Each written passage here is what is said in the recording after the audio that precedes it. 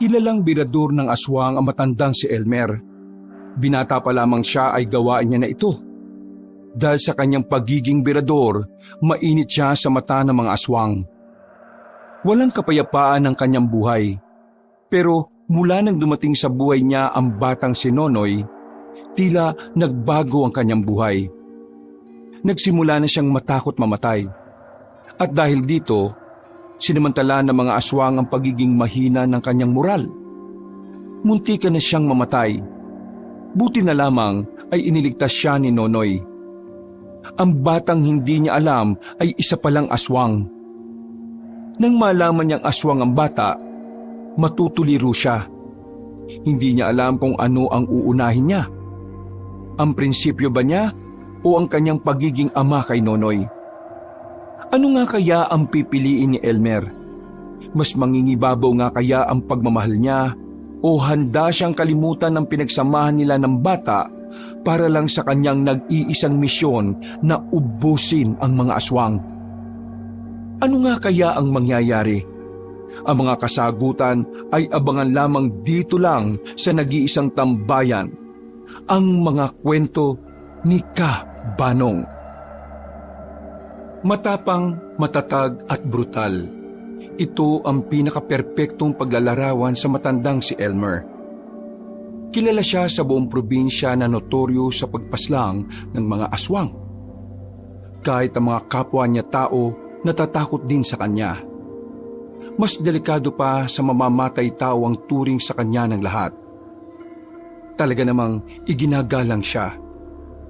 Kahit ang barangay ay mataas ang tingin sa kanya. Pero sa kabila ng lahat ng respeto at papuri na kanyang natatanggap, mas pinagtutuunan niya ang kanyang natatanging misyon.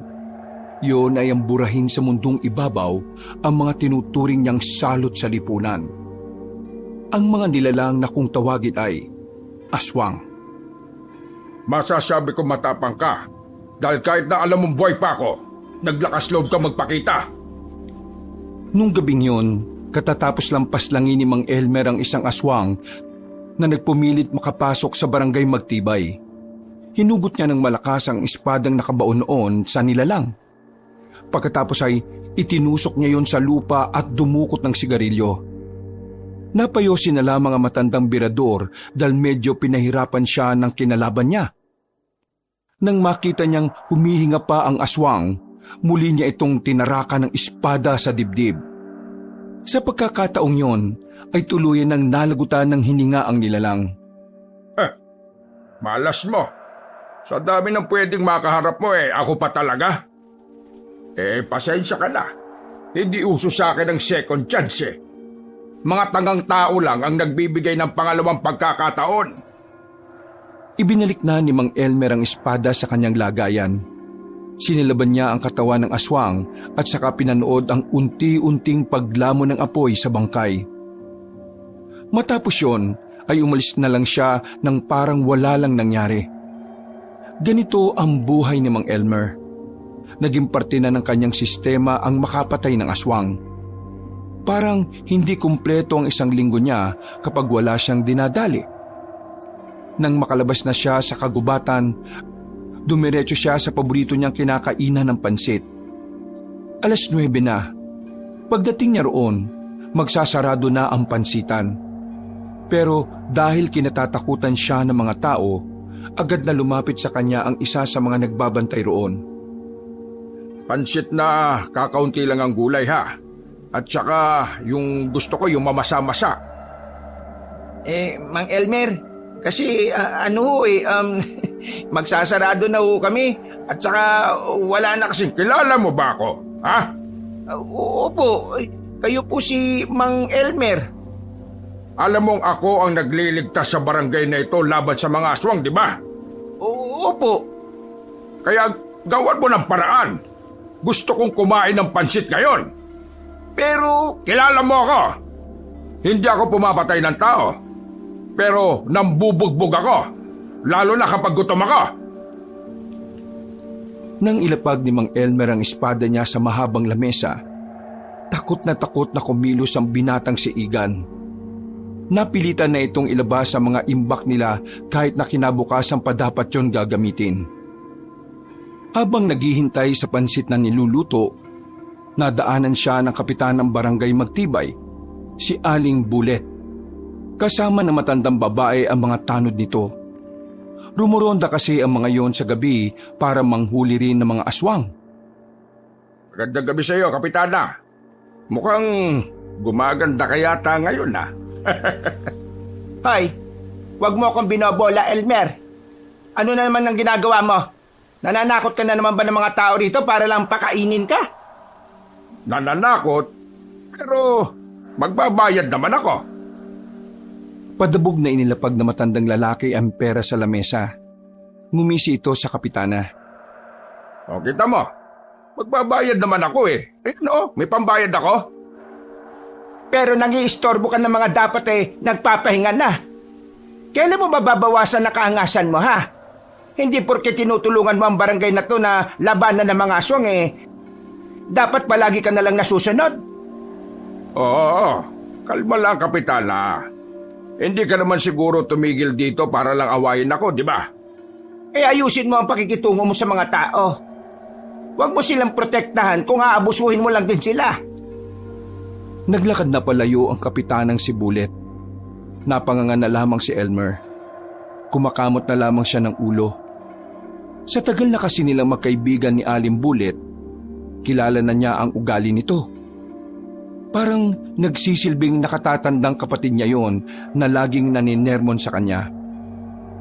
Kaya naman, sa lahat ng tao, ang kapitana lang ang hindi niya kayang bastusin. Makalipas sa mga sandali, ay naluto na rin ang pansit. Binigay niya agad ang kanyang bayad. Palis na sana ang binatang si Igan nang paupuin niya ito sa kanyang harapan. Bakit po? Kulang pa po ba yung niluto ko? Anong tingin mo sa akin, matakaw? Paupo ka dito. Sinunod ng binata ang kanyang sinabi. Takot na takot itong humarap sa kanya. Bakit ka natatakot sa akin? Po? Yung mukha mo, para kang maiihi sa salwal. Ang sabi ko, bakit ka natatakot sa akin? Sabi niyo po kasi nambubugbog po kayo eh. Sa tingin mo, bakit kita bubugbugin? Hindi ko po alam. Wala naman po akong kasalanan sa inyo eh. Yun ang punto ko. Hindi kita sasaktan kasi wala ka namang kasalanan at wala kang ginagawang mali. Kaya bakit ka natatakot sa akin? Hindi nakapagsalita ang binatang si Igan. Hindi niya kasi maintindihan kung ano ba ang gustong iparating na matandang kausap niya. Hindi ako kumakain dito at nakikipag-usap sa iyo dahil wala lang. Nandito ako dahil may kailangan akong sabihin sa iyo. Po? Ano po yun? Aso mo yung dinali ng aswang nung nakaraan, hindi ba? Opo. Aso ko nga po yun. Yung aswang na yon, ayun, pinatay ko na kanina. Napatingin si Igan sa espada ng matandang lalaki. Meron pa kasing dugo roon. May alaga rin kasi akong aso noon. At namatay ang aso ko dahil nasa gasaan. Kaya alam ko ang pakiramdam ng mawala ng alaga. Ngayon, Hoy, bakit ka umiiyak? Nagpapaliwanag lang naman ako. Maraming salamat po talaga kasi binigyan niyo ng hustisya ang pagkawala ni Elmer. Anong sinabi mo, Elmer? Opo, Elmer ang pangalan niya. Kapangalan niyo po yung aso ko. Ay, nako. O, sige na. Huwag ka nang umiyak dahil naiirita ako sa iyo. Kalalaki mong tao Tumigil ka na.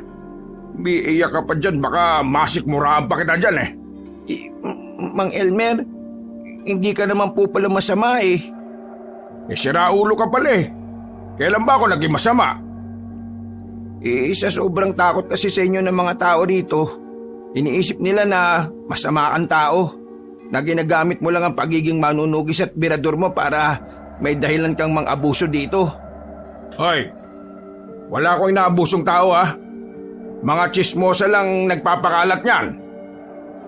Biglang nanahimik si Mang Elmer. Sa hindi malamang dahilan, nakaramdam siya ng kaunting inis. Hindi niya kasi nakala na sa kabila ng mga ginagawa niya para sa barangay Magtibay, ay ganun pala ang iniisip sa kanya ng mga residente. Matapos ang pag-uusap na yon, ay umalis na rin siya. Dumiretso na lamang siya sa kanyang bahay. Pagpasok niya, agad niyang hinubad ang suot niyang nabahiran na rin ng dugo.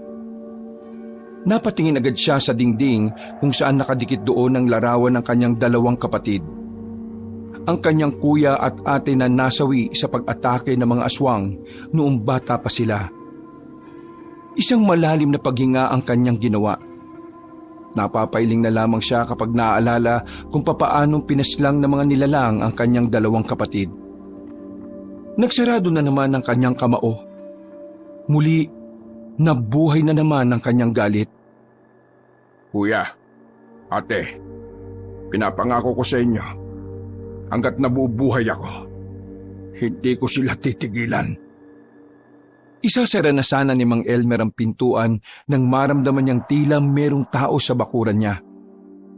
Nagmamadali siyang tumungo roon para tingnan kung sino ang naramdaman niya. Nilibot niya ng tingin ang buong paligid. Nakita niya sa gilid ang isang lalaki. Nakasiksik sa gilid ng drum. Mukhang merong itong tinataguan. Sino ka? Lakas ng loob mo ah! Hindi sumagot ang lalaki. Sumenyas lang ito sa kanya na huwag siyang maingay. Maya-maya pa, dumaan ang mga barangay tanod. Nang masigurong wala na yon, lumabas na rin ang binata. Agad namang kinuha ni Mang Elmer ang itak na nasa gilid ng pintuan. Tinutukan niya agad ang lalaki sa liig. Anong karapatan mo pumasok sa bakuran ko? Sino ka? At bakit ka hinahabol ng mga tanod? Kalma ka lang. Relax lang. Sagutin mo ang tanong ko. Kasi kung hindi, Una. Sasagutin ko na. Apo ako ni Lola Bullet. anong pinagsasabi mo? Nilaloko mo ba ako? Hindi. Totoong sinasabi ko. Ito, tinan mo tong picture naming dalawa. Ito, nasa wallet ko.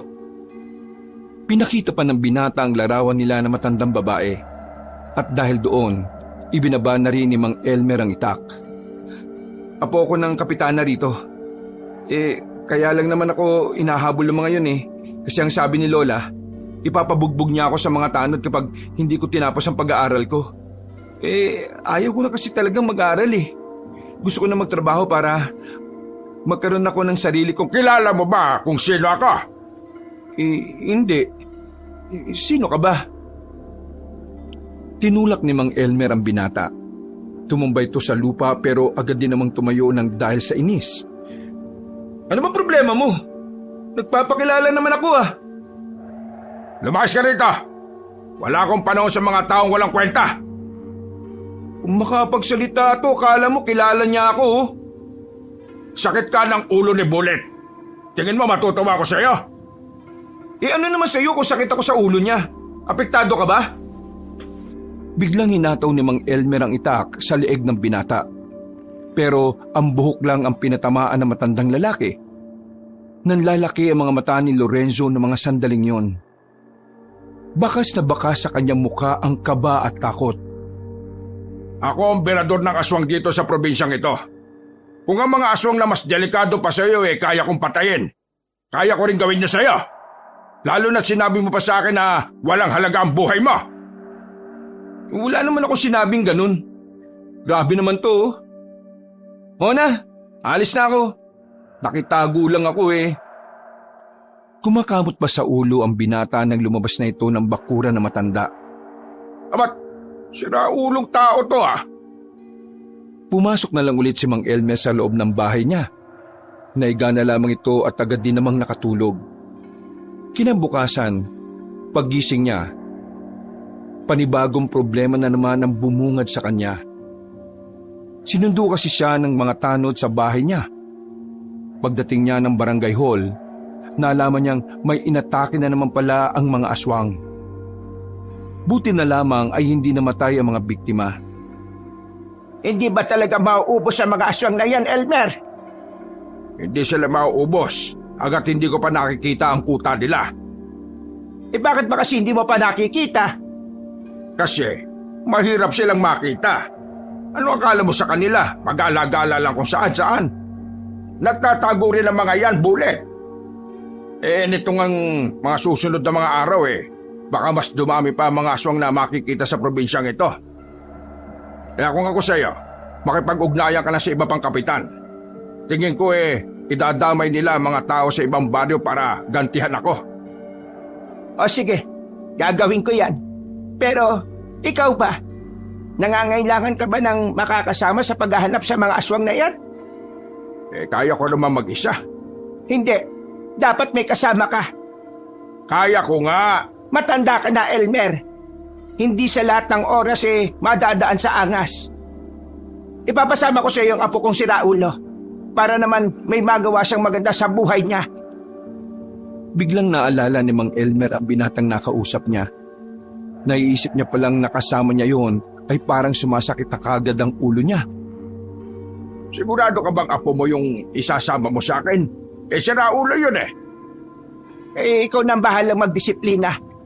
Basta ikaw, kailangan mo ng kasama. Ikaw na lang ang natitirang kakilala ko na buhay pa, Elmer. Ayaw ka ng pati ikaw mawala pa. Kaya, pwede ba? Pagbigyan mo na ako sa gusto kong ito. Isang malalim na paghinga na lamang ang nagawa ni Mang Elmer. Hindi niya kasi talaga kayang tanggihan ng kapitana.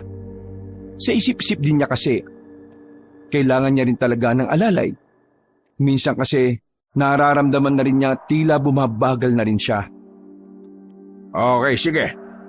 Pero, ito lang ang sasabihin ko sa iyo, ha? Hindi ako magiging mabait dyan sa apo mo. Abay, ikaw ang bahala. Umalis na rin si Mang Elmer matapos ang pag-uusap na yon. Inihanda na niya ang kanyang mga gamit. Noong mga oras na yon, ay kating-kati na naman ang kanyang kamay na makapatay ng aswang. Ginaganahan siya. Iniisip niya na kagad kung gaano kabrutal ang gagawin niya. Dakong 5:00 ng hapon, palabas na siya ng bakuran dala ang sandata niya nang biglang makasalubong niya ang binatang si Lorenzo.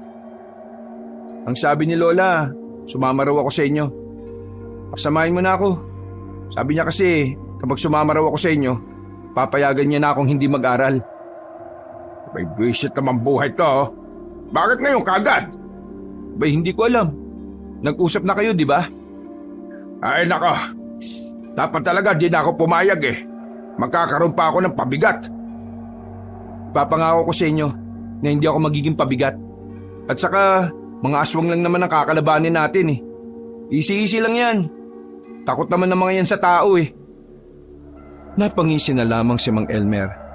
Natatawa na lang siya sa pagiging mangmang at pagiging ignorante ng binatang si Lorenzo. Ayaw ko ng tatanga-tanga, ha? Gusto ko ng kasamang madaling makapick up. O sige na, tara na. Uy, sandali lang. Di mo ba ako bibigyan ng itak? Binilisan na lamang ni Mang Elmer ang kanyang paglalakad.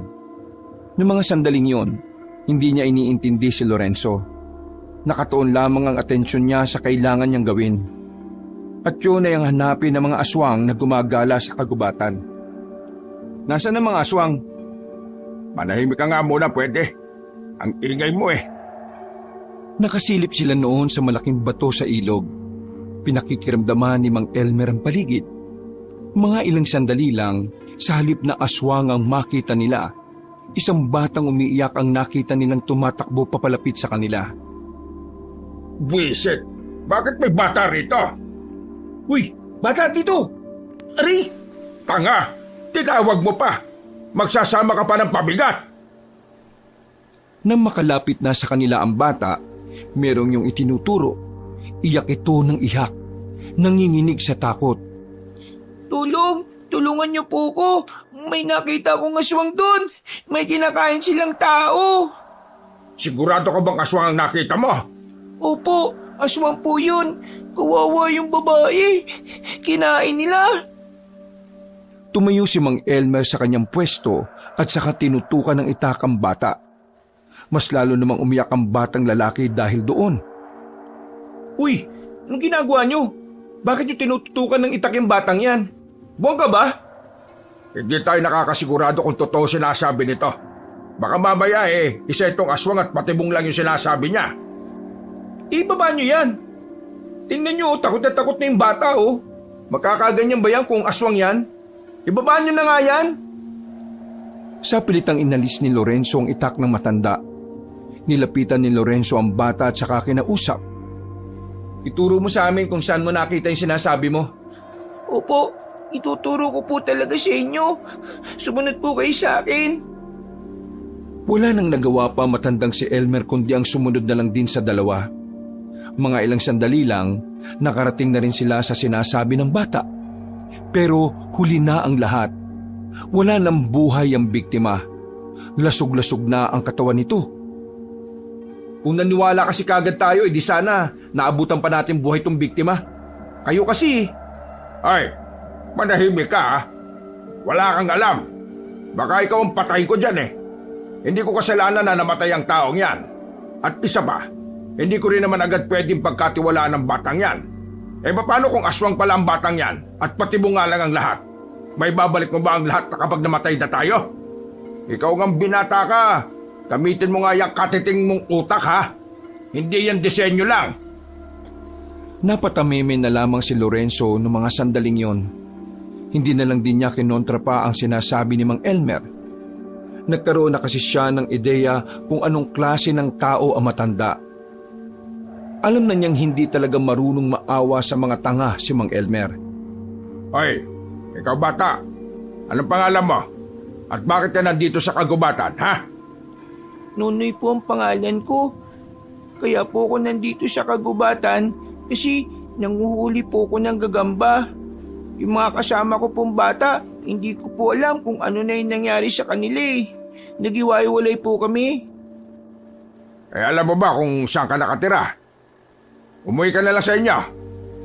Wala po kong maalala Nagising na lang ako kasi kanina dito sa gubat. Tapos may mga bata. Niyaya lang nila akong manghuli ng gagamba. Tapos ayun na. Wala na po akong maalala bukod sa sila ang una kong nakita kanina. Bakit? May amnesia ka ba? Ano po yung amnesia? Isang pangyayari sa buhay ng tao na kung saan makakalimutan niya yung ilang parte ng mahalagang nangyari sa buhay niya. Pagkabura ng isipan, dami mo pang pinagsasabi. Yung makakalimutan mo kung anong nangyari sa iyo, ganon. Ibig kong sabihin, ganun po yung nangyari sa akin? Naluloko mo ba kami rito? Wala kang maalala pero alam mo ang pangalan mo. Nonoy po kasi ang ibinigay na pangalan sa akin ng mga nakalaro ko kanina Hindi nagsalita ang matandang si Mang Elmer. Hindi niya magawang paniwalaan ang bata.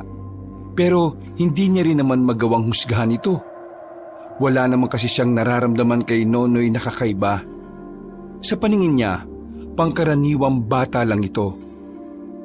Huwag ka nang sumunod sa amin. May mahalaga kaming lalakarin. Habulin niyo po ba yung mga aswang? Wala ka nang pakialam. Basta dito ka na lang, ha? Mang Elmer, sigurado ka bang iiwanan natin ang batang ito dito sa gubat? Kita mo naman ang dilim dito. At tingnan mo nga, may pinaslang ang aswang dito. Ayoko nang pabigat sa lakad ko. Kaya ayos lang sa'yo mapahamak ang batang to? Obligasyon ko ba yan? Huwag kang bida-bida dyan, ha? Hindi nga natin siya obligasyon, pero tayo nakakita sa kanya. Tayo may kakayahang tulungan siya sa ngayon. Kaya kung ano man ang mangyayari masama sa kanya, kargo natin siya. Sandaling napatahimik si Mang Elmer. Bigla na lang niyang napagtanto na kahit pala hindi matalino si Lorenzo, may puso pa rin ito para sa iba. Isang bagay na nagugustuhan niya sa tao. Ay nako, bahala ka mag-asikaso dyan, ha? Isama mo kung gusto mo. Pero kapag merong nangyari masama dyan, kasalanan mo na yan. Nauna nang naglakad ang matandang lalaki. Napapailing na lamang si Lorenzo dahil sa kasungitan ni Mang Elmer. Pero sa huli, isinama na rin nila ang bata. Habang naglalakad sila sa kagubatan, ay tumigil si Mang Elmer. Marahan na nitong hinugot ang kanyang espada. Ito na ang dinala niya kaysa sa itak. Dahil sa mga ganitong klase ng lakad, mas komportable siyang gumamit ng mas mahabang patalim. Nandito na sila. Ayaw ko lang tatanga-tanga, ha? Nonoy, wag na wag kang aalis dito ha. May aasikasuhin lang kami rito. Tumango lang ang bata sa binata. Lumapit na rin si Lorenzo kay Mang Elmer. Mga ilang sandali lang, nakakarinig na sila ng mga angil. Sa palagay ni Mang Elmer, nasa 5 hanggang 6 na aswang ang naroon. Kaya naman, hinanda na rin niya ang kanyang sarili. Hindi naman siya kinakabahan.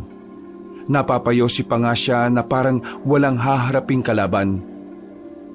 Nagtataka nga sa kanya si Lorenzo kung papaano niya nagagawang kumalma kahit na nasa kalagitnaan sila ng delikadong gawain. Ayun na sila! Nagtago si Lorenzo sa likuran ni Mang Elmer. Nang sabay-sabay nang lumusob ang mga aswang, hindi nagdalawang isip ang matandang lalaki na harapin ang mga yon. Parang sumasayaw lang si Mang Elmer habang winawasiwas ang kanyang matalim na espada. Tila nilalaro lang ni Mang Elmer ang pakikipaglaban. Napapangangan na lamang din si Lorenzo sa kanyang nakikita. Hindi nito inakala na ganun pala talaga kabangis sa matandang si Elmer.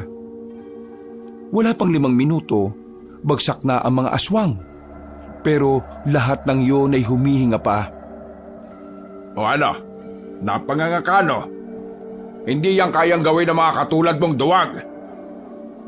Pinatay mo silang lahat? Oo, nakita mo naman, di ba? 6 sila. Gusto mo, ikaw na yung pang-7. Ang galing mo. Hindi ko kailangan ng papuri mo. Ang kailangan ko ngayon, patunayan mo sa akin na kaya mong sabayan ang mga ginagawa ko. Hinagis ni Mang Elmer ang kanyang espada at nasalo naman yun ni Lorenzo. Gumising matandang lalaki at saka sumenyas. Ha? Anong ha? Ikaw na tumapos sa mga yan. Tinira ko talagang buhay ang mga yan para may gawin ka naman. Papatayin ko sila? Ay bakit? Kaya mo ba silang buhayin? Malamang, patayin mo sila. Kaysa naman ikaw patayin ko. Hinawakan ni Lorenzo na maayos ang espada. Lumapit ito sa isang aswang na naghihingalo. Aamba niya na sana itong itarak ang espada pero huminto ito. Hindi pala kaya ni Lorenzo. Hindi pa pwedeng hintayin na lang natin silang mamatay? Konting buhay na lang naman eh. Walang kwenta! Akin na nga yan! Kahihiyan ka talaga ng lola mo! Duwag! Pagkakuha ni Elmer sa espada, pinagtututusok niya ang mga aswang sa ulo. Talsikan pa ang mga dugo pero normal na lamang yon para sa matanda. Kung ganyan ka kalambot at kaduwag, pakiusap lang ha. Huwag ka lang sumama. Hindi ko kailangan ng duwag. Mahina at walang lakas ng loob. Dismayadong naglakad si Mang Elmer paalis. Bumalik ito sa bahay niya. Pagtingin niya sa likuran niya, sumunod sa kanya si Lorenzo. Nagsalubong ang kanyang kilay nang makitang sumama rin pala sa kanila ang batang si Nonoy. Hindi ka ba talaga nag-iisip? Bakit mo dinala ang batang yan dito? Ayaw niyang umalis eh. Sunod ng sunod. Kaya ayan. Pakiusap po. Wala na po kasi ako mapupuntahan eh. Sige na po. Tulungan niyo po ako. Kahit po utus-utusan niyo po ako dito. Lahat po gagawin ko. Patirain niyo lang po ako sa inyo. Hindi ako nagpapatira nang hindi ko kilala. Hindi mo nga kilala sarili mo, di ba? Umalis kayo rito. Doon kayo sa barangay matulog. Ayaw ko na kasama rito. Ayaw ko ng sakit ng ulo. Layas! Siguro kaya ka walang kasama sa buhay kasi ganyan ka sa maugali mo eh. Sa sinabing yun ni Lorenzo, tila nagpantig ang tenga ng matandang lalaki. Otomatikong nakaramdam ng inis at galit si Mang Elmer. Para sa kanya, hindi niya matatanggap na mga salitang yun ay manggagaling sa isang mangmang na binata. Binitiwan ni Mang Elmer ang espada at saka hinawakan sa kwelyo ang binatang si Lorenzo. Wala kang alam kung anong dahilan kung bakit ako ganito, ha? Kaya ikaw, Manahimik ka kung ayaw mong makatikim sa akin. Totoo naman kasi, ang sama ng ugali mo. Pati bata gaganyanin mo. Tinututukan mo pa nga ng...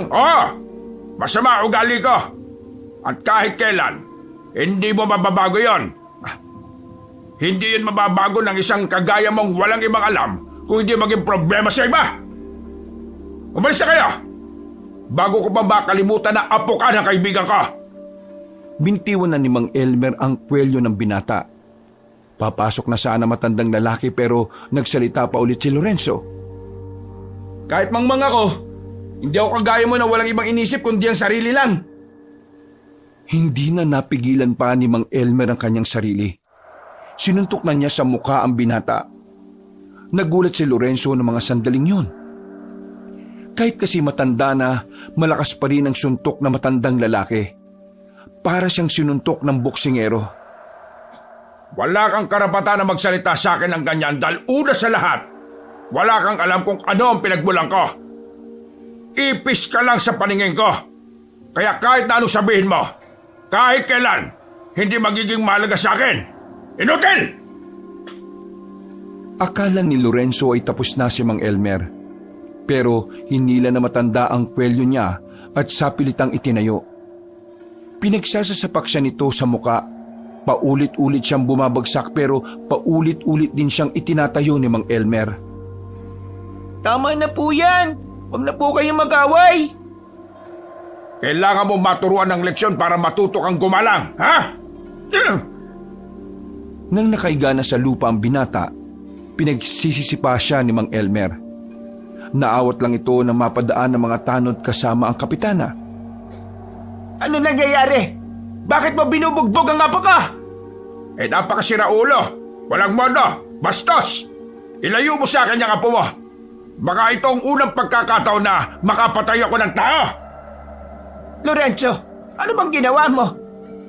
Nagbitiw po sila sa isa't isa ng hindi magagandang salita. Kaya po sila nag-away. Pasensya na po. Kasalanan ko po kung bakit sila nag-away. At sino ka naman? Kasama po ko ni Kuya Lorenzo.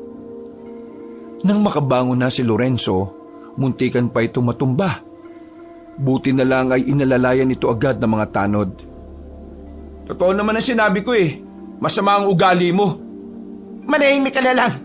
Sige na, dalhin niyo na muna yan sa barangay. Isama niyo na ang batang ito. Napabuntong hininga na lamang ang matandang si Elmer. Nilapitan naman siya ni Aling Bulit para humingi ng paumanhin. Pasensya ka na sa apo ko, ha? Bulit, alam mong hindi ako mabait sa mga tanga at walang modo. Kaya sana nahubad na niya lahat ng pangit niyang ugali. Dismayadong pumasok na lamang si Mang Elmer. Napabuntong hininga na lamang siya sa nangyari. Kinabukasan, laman na naman ng usapan ng mga aswang na pinaslang ni Mang Elmer. Kagaya ng laging nangyayari, inuulan na naman siya ng papuri. Pero kahit na kailan, hindi naman naging mahalaga sa kanya ang papuri ng mga tao. Ang gusto niya lamang ay maubos na ang mga salot ng lipunan. Habang nagpapakulo ng tubig at tulala sa sinasalang, biglang dumating ang binatang si Lorenzo kasama ang batang si Nonoy. May mga band-aid na ang mukha nito at medyo nakapikit ang kaliwang mata. Ang titigas ng ulo niyo, ah! Sinabi ko ng... Hindi po kami nandito para magalit po kayo. Nandito lang po kami kasi may sasabihin po kasi sa inyo si Kuya Lorenzo. Mang Efren, pasensya na sa mga nasabi ko sa inyo kagabi. Napaliwanag na sa akin ni Lola lahat. Kaya ngayon naiintindihan ko na kung bakit ka ganyan sa hindi mo kilala. Pasensya na ho talaga. Masyado kitang hinusgahan kahit na hindi pa kita nakikilala. Alam kong mali ang mga sinabi ko. Kaya humihingi po ako ng dispensa. Sinabihan ka ng lola mo kaya ka nandito ngayon. Sinabihan niya ako pero kagustuhan ko na rin. Alam niyo po, aminado kong mahina naman talaga ang utak ko eh. Wala akong silbi sa pamilya. Pero hindi naman po ako masamang tao. Marunong akong magpakumbaba. Kapag alam ko pong ako ang mali, humihingi po ako ng dispensa. Kaya sana po, tanggapin niyo po ako. Sige. Ayaw ko na lang maulit yon kasi baka sa susunod, sa morgue ka na damputin. Isa pa, Elmer ang pangalan ko. Pinagsasasabi mong Efren. Ay, oo nga po pala. Elmer nga po pala. Sa susunod, kilalanin mo ng maigi ang isang tao bago ka magbitaw ng mga husga, ha? Kaya nga po, kung ayos lang sana hayaan niyo pa rin akong sumama sa inyo. Nang sa ganun mas makilala ko na po kayo. Para kapag kilala ko na po kayo, pwede ko na po kayong husgahan. Oo, nag-uumpisa ka na naman ba? Naku, hindi po. Nagbibiro lang naman po ako. Buti naman po't bati na kayo. Dapat talaga hindi kayo nag-aaway kasi masama nag-aaway Paano yung batang yan? Hindi ho siya pwede sa barangay Mang Elmer. Walang bakanting lugar dun sa kanya. Biglang lumapit ang batang si Nonoy kay Mang Elmer. Hinawakan ng bata ang kanyang kamay at tila nangingilid pa ang luha. Mang Elmer, sige na po. Parang awa niyo na po. Wala na po ako mapupuntahan Ayaw ko na po sa labas lagi. Natatakot po ako sa mga aswang. Mang Elmer, kahit po ano gagawin ko, maging alipin niyo po ako ayos lang po. Sige na po, pakiusap po isama niyo na po ko. Diyos ko naman, ang bihira naman talagang buhay to. Mang Elmer, siguro naman, hindi naman makakasama kung pagbibigyan natin yung bata hanggat wala pa siyang malilipatan. Kasi naman... Bigla na lang nawalan ng malay ang matandang si Elmer. Bumagsak ito sa hagdanan. Buti na lang ay nasalo ito ni Lorenzo kaya hindi ito nahulog. Mang Elmer, anong nangyayari sa inyo? Mang Elmer, uy! Binuhat ni Lorenzo ang matanda. Ipinasok nila yon sa loob ng bahay. Agad na inasikaso nila si Mang Elmer. Yung abaniko, kunin mo. Paypayan mo siya. Ihanda ko ang lahat ng dapat nating gamitin. Hindi malaman ni Lorenzo kung ano ang gagawin sa mga sandaling yon. Nang makakita siya na matapang na langis, nilagyan niya si Mang Elmer sa ilong. Mga ilang sandali lang, nagkaroon na ulit ng malay ang matanda. Nagsasalita ito, pero hindi nila gaanong maintindihan dahil naninigas ang panga nito. Ha? Hindi ko kayo maintindihan. Uy Lorenzo, tingin kong sinasabi niya, yung kamay niya at paa, kailangan nating hilutin. Ha? O sige. Ikaw sa kamay, ako naman sa binti. Halos 5 minuto nilang hinilot ang matandang si Elmer. Mga ilang sandali lang ay nawala na rin ang paninigas ng ilang parte ng katawan nito. Hingal na hingal ang dalawa. Kabado sila dahil nakita nilang nagkukulay ubi na ang labi ni Mang Elmer. Mang Elmer, kumusta po ang kalagayan niyo? Ayos na po ba kayo? Mang Elmer? Kaya ko na. Ayos na ako. Akala namin, mawawala na kayo, Mang Elmer. Ano ka ba? Masamang magsalita ng ganyan, Nonoy. Munti ka na naman ako. Mang Elmer, ano po bang nangyayari sa inyo? Matagal niyo na po ba itong nararanasan? Wala ito. Huwag yun ang pansinin. Kailangan niyo pong sabihin sa amin. Para po kapag nangyari ulit yan, alam na po namin ang gagawin namin. Oo, tama si Nonoy. Hindi niyo ako obligasyon para mag-alala. Hayaan niyo ako mamatay. Mang Elmer naman, ayaw namin mangyari yun. Kahit na binugbog mo ko, hindi ko pa rin kayang isipin na mamamatay ka sa harapan namin nang wala kaming ginagawa. Ayaw kong pag-usapan ngayon. Siguro sa susunod na araw na lang. Magsasabi ako sa inyo kapag nasa mood na ako. Mang Elmer, pwede na po ba akong tumira dito? Papayagan kitang tumira dito, pero matuto kang maglinis ng bahay, ha? Opo, kaya ko po yun, Mang Elmer. Pwede po bang tawagin ko na lang din po kayong Tatay Elmer? Ha? Natamimi si Mang Elmer sa mga sandaling yon. Yung kasi ang unang pagkakataon na narinig niya ang pangalan niya bilang tatay. Nasanay na kasing mamuhay na mag-isa ang matandang lalaki. Hindi niya naranasan na merong ibang tao ang nag-aasikaso sa kanya.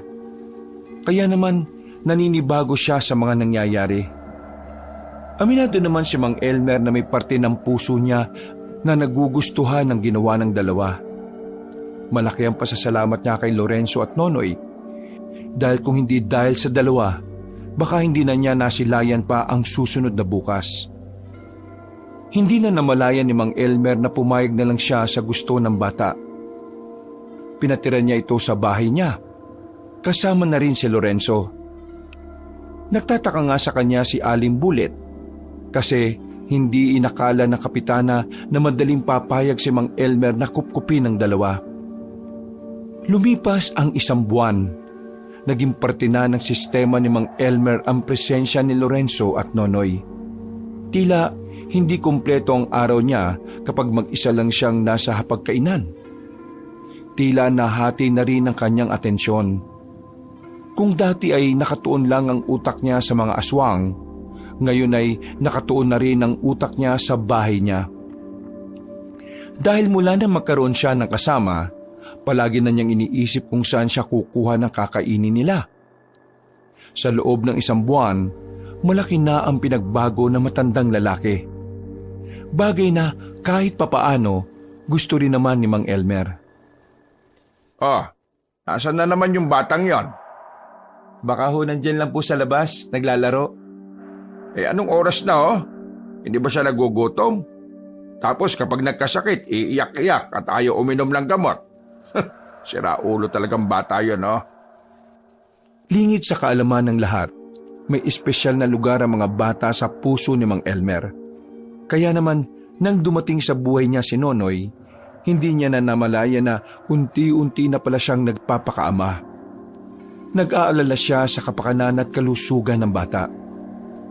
Uy, nag-aalala siya. Hindi naman siya dating ganyan. Gusto mong balian kita ng buto mo dyan? Alam mo, Mang Elmer, wala namang masama minsan kung aaminin na malambot tayo. Kasi sabi nga sa akin ng lola ko noon, kapag tinanggap mo ang kahinaan mo, ibig sabihin ay tanggap mo na kung ano ka. Sinabi rin niya sa akin yan. Hindi pa rin pala siya nagbabago ng mga salita niya. Pero may iba po tayo, ha? Bakit po kaya wala na nagpaparamdam na aswang sa nakalipas na buwan, no? Sumeryoso ang mukha ni Mang Elmer dahil sa tanong na yon. Umupo ito sa gilid ng binata. Huminga ng malalim. Ang totoo niyan, hindi ko rin alam eh. Nababahala nga ako kasi ngayon, hindi ko sila nararamdaman. Ang mas nakakabahala kasi sa mga aswang, mga traidor sila umatake.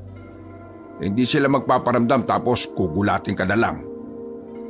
Kaya naman, itong pansamantalang kapayapaan na meron tayo, dapat di natin pinagkakatiwalaan. Kasi may kapalit ang katahimikan na ito. Kung sa bagay, tama po kayo. Lalo na't alam nating papanin lang ang mga aswang. O sige, dito ka lang. Hahanapin ko lang si Nonoy. Baka mamaya nakikipag-away na naman yon. Kanino pa ba magmamana ng kaangasan yun? Alala, may sinasabi ka ba? Joke lang. Ito naman, oh. Lumabas na lamang ng bakura ng matandang si Elmer. Pinuntahan niya ang bakanteng lote kung saan madalas na naglalaro ang bata. Pagdating niya roon, ay nakita niyang maraming bata ang naglalaro. Sinuyod niya ng tingin ang lugar. Nasipat niya si Nonoy na may kinakausap na matandang lalaki. Kahit bagyang nakatakip ang mukha ng matandang lalaki, alam na agad niyang aswang ang matandang yon. Kinuha ni Mang Elmer ang sanga at binali sa gitna. Gagamitin niyang panaksak yon sa matandang aswang. Pero bago siya makalapit, ay bigla na lang yung umalis. Tatay Elmer? Anong sinabi niya sa'yo? Ang sabi po niya, samahan ko daw siyang bumili ng bigas. Nahihirapan daw po kasi siya maglakad kaya kailangan niya po ng katulong. Nahihirapang maglakad ayun nakatakbo nga kagad. Nonoy, di ba sinabihan kita na huwag ka makikipag-usap sa hindi mo kilala? Aswang ang matandang yun Po? Ganun po ba? Ganyan talaga reaksyon mo. Hindi ka man lang natakot. Pero sige na, umuwi ka na sa bahay. Sabihan mo si Kuya Lorenzo mo na sumunod sa akin. Hahabulin ko yung matandang yon. Hindi na nagsayang pa ng oras si Mang Elmer. Tumakbo siya patungo sa pinuntahan ng misteryosong matanda. Nakarating na siya sa bungad ng kagubatan. Tumigil siya. Hindi na muna siya pumasok. Alam niyang mahuhulog lang siya sa isang patibong kung aabante pa siya. Sa susunod na lapitan mo pa si Nonoy, hindi ka makakataka sa akin. Pasalamat ka dahil wala akong dalang espada. Lumayas ka na! Dahil kapag nakita pa kita ngayon, patay kang matanda ka! Wala siyang natanggap na tugon. Pero naramdaman na ni Mang Elmer na umalis na ang hinahabol niya. Hindi na siya nagtagal doon. Naglakad na lang siya pabalik. Nakasalubong niya pa si Lorenzo na dala ang kanyang espada. Mang Elmer, ayos ka lang ba? Hindi naman ako napalaban Pero masama ang kutob ko. Tingin ko, punteriya din ng mga aswang si Nonoy. Po? Bakit po si Nonoy? Pwede naman ako. Matanda ka na. Anong mapapala nila sa'yo? Makunat ka na. At saka si Nonoy ang punteriya nila dahil alam nilang yun ang kahinaan ko. Hindi kapag ako palang nakuha, ayos lang. Hindi ka manghihina? Patanga ng patanga yung sinasabi mo Uwi na lang tayo. Baka basik muraan pa kita rito. Dahil sa insidenteng yon, mas lalong naging mapagbantay si Mang Elmer. Hindi niya inaalis ang tingin niya sa batang si Nonoy. Batid niya kasing anumang oras ay maaring dukutin si Nonoy sa kanila. Lumipas pa ang ilang araw hanggang sa umabot na naman ng 1 buwan. Mas nababahala na naman si Mang Elmer dahil hindi na naman nagpaparamdam ang mga aswang. Dahil sa ganitong sitwasyon, pinagbawalan na muna niyang lumabas ang dalawa. Sigurado ba kayong dito na muna ako? Paano kayo? Mas kailangan ka ni Nonoy. Gawin mo na lang ang lahat ng tinuro ko sa'yo sakaling malagay kayo sa alanganin. Pero hanggat nandito kayo sa bahay, walang gagalaw sa inyo. Huwag lang kayong lalabas. Sige na, mauna na ako. Tumungo si Mang Elmer sa kakilala niyang Bombay na si Jabar. Ang Bombay na ito ay merong mga kagamitan na pinaparentahan. Sa tuwing may kailangan siyang gamit laban sa mga aswang, si Jabar agad ang naiisip niya. Sasapit na ang gabi nang dumating siya sa bahay ng Bombay. Pagdating niya roon, nakasarado ang pintuan ng tindahan. Lumapit si Mang Elmer at saka kinalembang ang maliit na bell sa gilid ng pintuan. Mga ilang sandali lang ay lumabas na rin ang lalaking balbasarado. O Elmer, long time no see. Buti naman pakita ka na ngayon. Para di na ako mahirap hanap sa'yo at sigil sa'yo utang mo. Ano, babayad ka ba? Hindi ako nandito para magbayad ng utang. Ay naku, naloko na. Ano gawa mo? Ikaw punta rito. Utang ka na naman ba? Ay nako, wala na. Lugi na negosyo ko. Nandito ako para bilhin ng isang bagay. Bilhin? Di ikaw pala mayroong pera. Bakit hindi ka muna bayad sa akin? Dahil mahalaga ang gagawin ko. Saka na yung utang ko sa'yo. Hindi pa naman ako mamamatay Ay pambihira. Ikaw talaga. Kahit kailan, kawawa ko sa'yo lagi. Ano ba kailangan mo, kaibigan? Gusto kong bilhin ng pulseras na itim na inaalok mo sa akin noong nakaraan. Ang pulseras na kayang tukuyin kung may aswang sa paligid o wala. Aswang. Sabi ko na nga ba? Kasi, alam mo, nakaraan pa may aswang dito. Paikot-ikot. Pero, mga manunugis dito wala kwenta. Hindi nila kaya pas lang ang aswang. O di bali, halika. nandito pa hanap mo? Pumasok sila sa loob ng bahay. Napatingin agad ang mata ni Mang Elmer sa paligid ng bahay. Napansin niya kasing mas maraming bagay na ang nakasabit sa mga pader. Ibang-iba na ang bahay mula nung huli siyang makapunta rito. May kung anong hinahanap si Jabar sa malaki nitong baul. Pagbalik nito, ay daladala na nito ang maliit na kahon. Agad na binuksan ng Bombay ang kahon at bumungad sa kanya ang itim na pulseras. Sigurado kang gumagana to, ha? Kapag ito kalokohan lang, susunugin kita ng buhay. Kilala mo ako, Jabar. Ay, pambira. Ngayon pa ba ako luloko sa iyo? Alam ko ikaw brutal kapag galit. Kaya bakit ako luloko? Saan mo ba to nakuha? Nakwento ko na dati, di ka kasi nakikinig eh. Dati, may isa albularyo na 50-50. Punta dito, bago siya patay. Bigay niya to sa akin. Sabi niya, makakatulong sa pagtukoy sa aswang. Kaya, kuha ko na. Tapos yun, patay na siya. Saktong-sakto to. Wala akong alam sa pag-aalbularyo pero tingin ko malaki ang may tutulong nito sa akin. O ano, bili mo na ba? Magkano ba ito? Mura lang, para sa iyo kaibigan. Bigay ko sa iyo 700. 700? Anong mura doon? Murahin kita dyan eh. Oo, naku. Huwag ka kuripot. Ako wala kita ngayon. Baga makita mo hanap mo. Aba, umapalag ka na pala ngayon, ha? Hindi, biro lang. O naman seryoso masyado eh. O sige na, binta ko na sa iyo 500. Visit ka. Pati ako tutubuan mo parang malaki. Inabot na ni Mang Elmer ang pera at saka kinuha na rin ang pulseras. Palis na sana matandang si Elmer nang may pahabol pa sa kanya si Jabar. Kaibigan, ingat ka ba lagi? Kaibigan kita, kaya ako nag-aalala sa iyo. Sila mag-ingat sa akin. Ngayon mga aswang, tingin ikaw galit sa iyo. Dami mo kasi pinatay na aswang eh. Kaya ikaw kaibigan ha, ikaw ingat. Kapag namatay ka, wala na akong kaibigan. Alala ko rin na utang mo, paano mabayaran? Ay nako, ikaw rin, mag-iingat ka rin palagi. At hindi ako mamamatay, mababayaran ko yung utang ko sa iyo. Alam mo, ikaw lang yung nag-iisang pinagkakatiwalaan ko bukod kay Bullet. Tinapik niya si Jabar sa balikat at saka ngumiti na malapad. Nginitian na lamang din ni Mang Elmer ang kaibigang Bombay. Matapos yun, umuwi na rin siya sa kanyang bahay. Inabutan niya naroon ng dalawa. Oh, buti naman at nandito na kayo. Ay bakit? May nangyari ba habang wala ako? Wala naman. Pero kanina, may napansin ako kay Nonoy. Napansin na ano? Ikaw, kung ano-ano na naman ang naiisip mo, ha? Hindi, kanina kasi pag uwi ko, nakita ko sa kaninang binubuhat yung drum natin na may laman na tubig. Tingnan mo, nasa ibang posisyon na yung drum.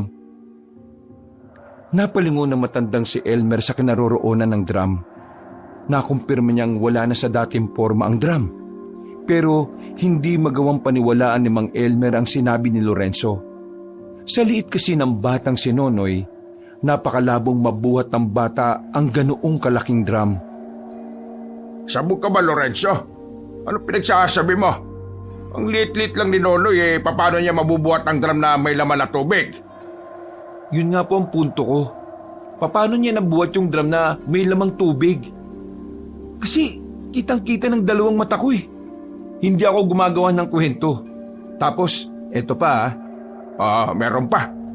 Abay pambihira naman. Ganito yun. Ilang araw ko nang napapansin si Nonoy na parang laging tulala. Kapag kinakausap mo siya, parang lutang. Tapos, nung nakaraan, tsaka kanina, paghawak ko sa kamay niya sobrang lamig. Ang lamig ng buong katawan niya. Parang bangkay. Hoy, Lorenzo, kilala mo ako ha? Ayaw ko ng tarantado. Alam kong paborito mo si Nonoy. Pero tingin mo ba gagawa ko ng ganitong klase ng kwento? Concern lang ako sa kanya. Kaya nga sinasabi ko sa iyo to kasi nagbabaka sakali akong alam mo kung anong nangyayari sa kanya. Napaisip si Mang Elmer sa sinabi ni Lorenzo. Kahit na nag-aalangan siyang paniwalaan ng sinasabi ng binata, may kung anong parte ng kanyang utak ang tila naguudyok sa kanya para obserbahan din ang bata. Alam niya rin kasi sa sarili niyang hindi pa nila lubusang kilala ang bata. O sige, pakikinggan kita. Uobserbahan ko si Nonoy. Kinagabihan, hindi inalis ni Mang Elmer ang kanyang atensyon sa batang si Nonoy. Bawat kilos ng bata ay binabantayan niya. Pero wala naman siyang nakikitang kakaiba. Nagtataka siya sa binata. Alam niya kasing hindi naman mag-iimbento ng kwento ang binata. Lalo na't alam ni Lorenzo na pwede na naman siyang malintikan. Nonoy, may kakaiba ka bang nararamdaman sa katawan mo?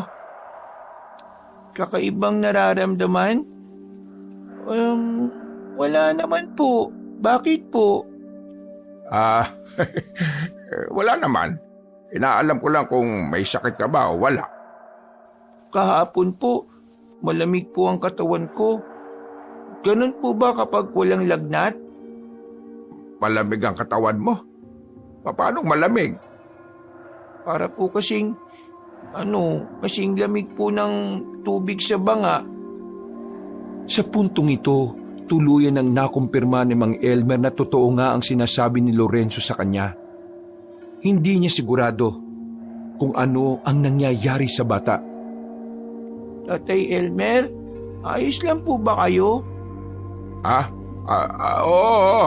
Ayos lang naman ako. Sige na. Matulog ka na at matutulog na rin ako.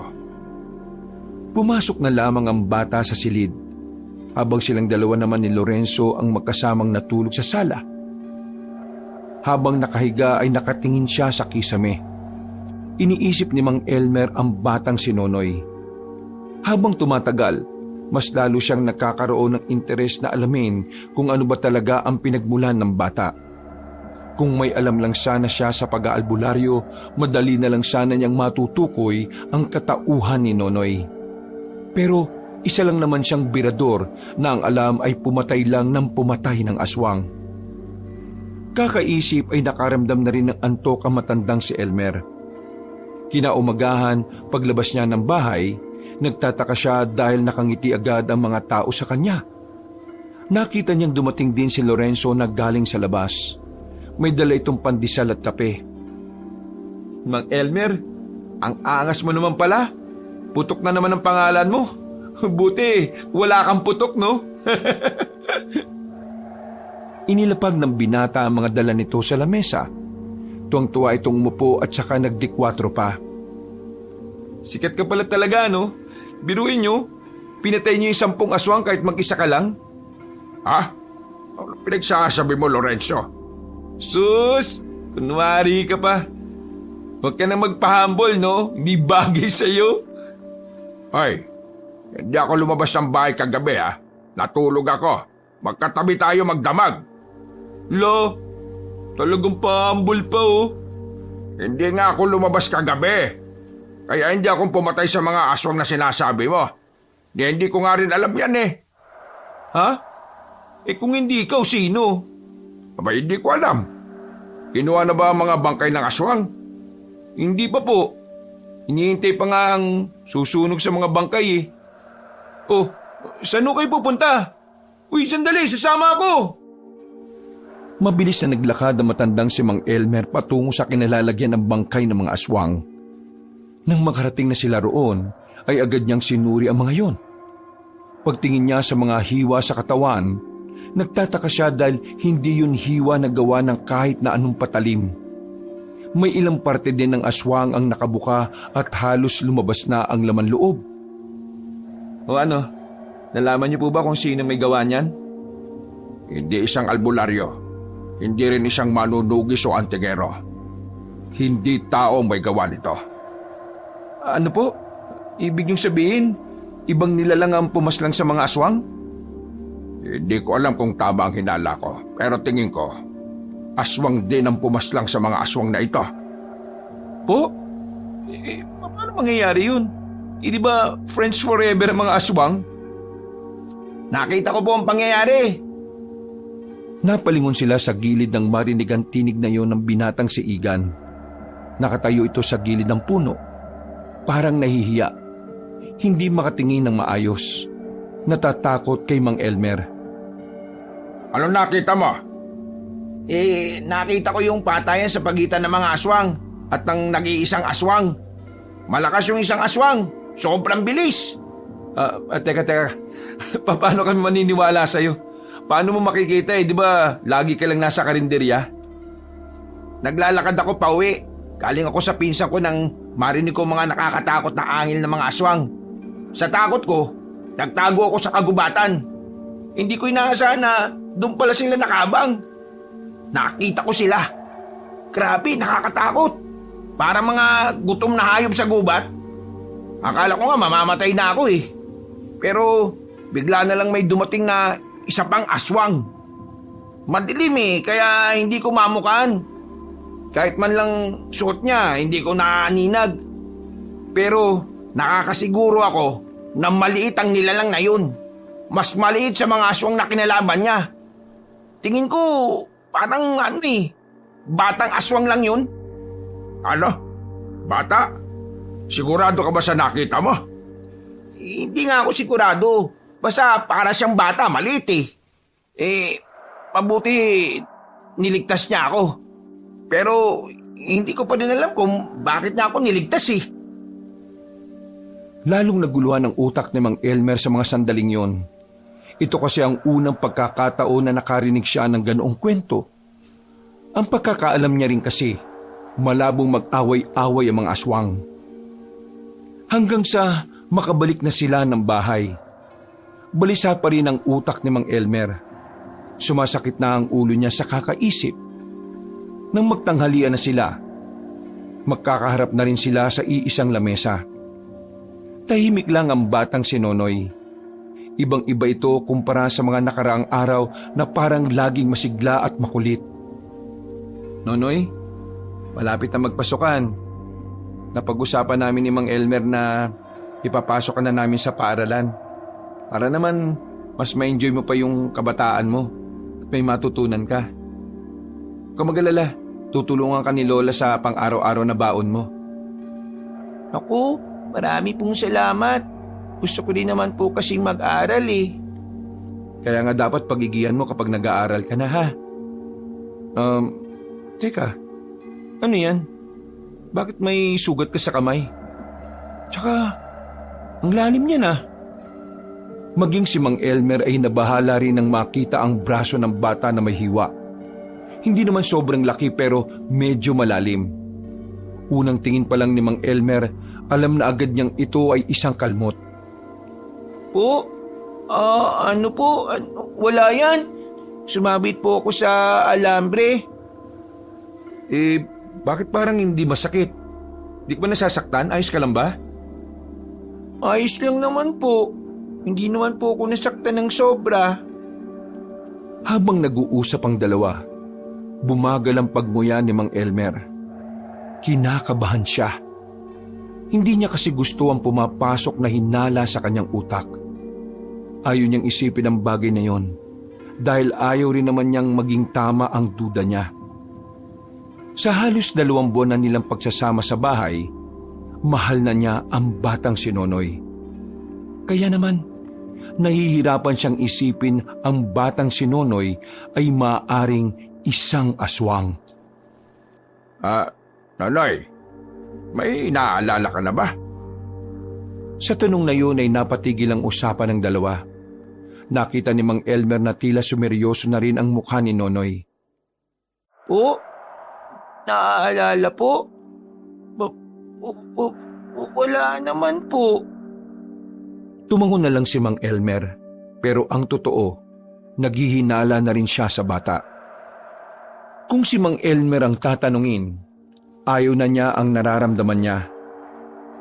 Hindi niya gustong pinaghihinalaan niya ang katauhan ni Nonoy. Pero kailangan niya kasing makasigurado.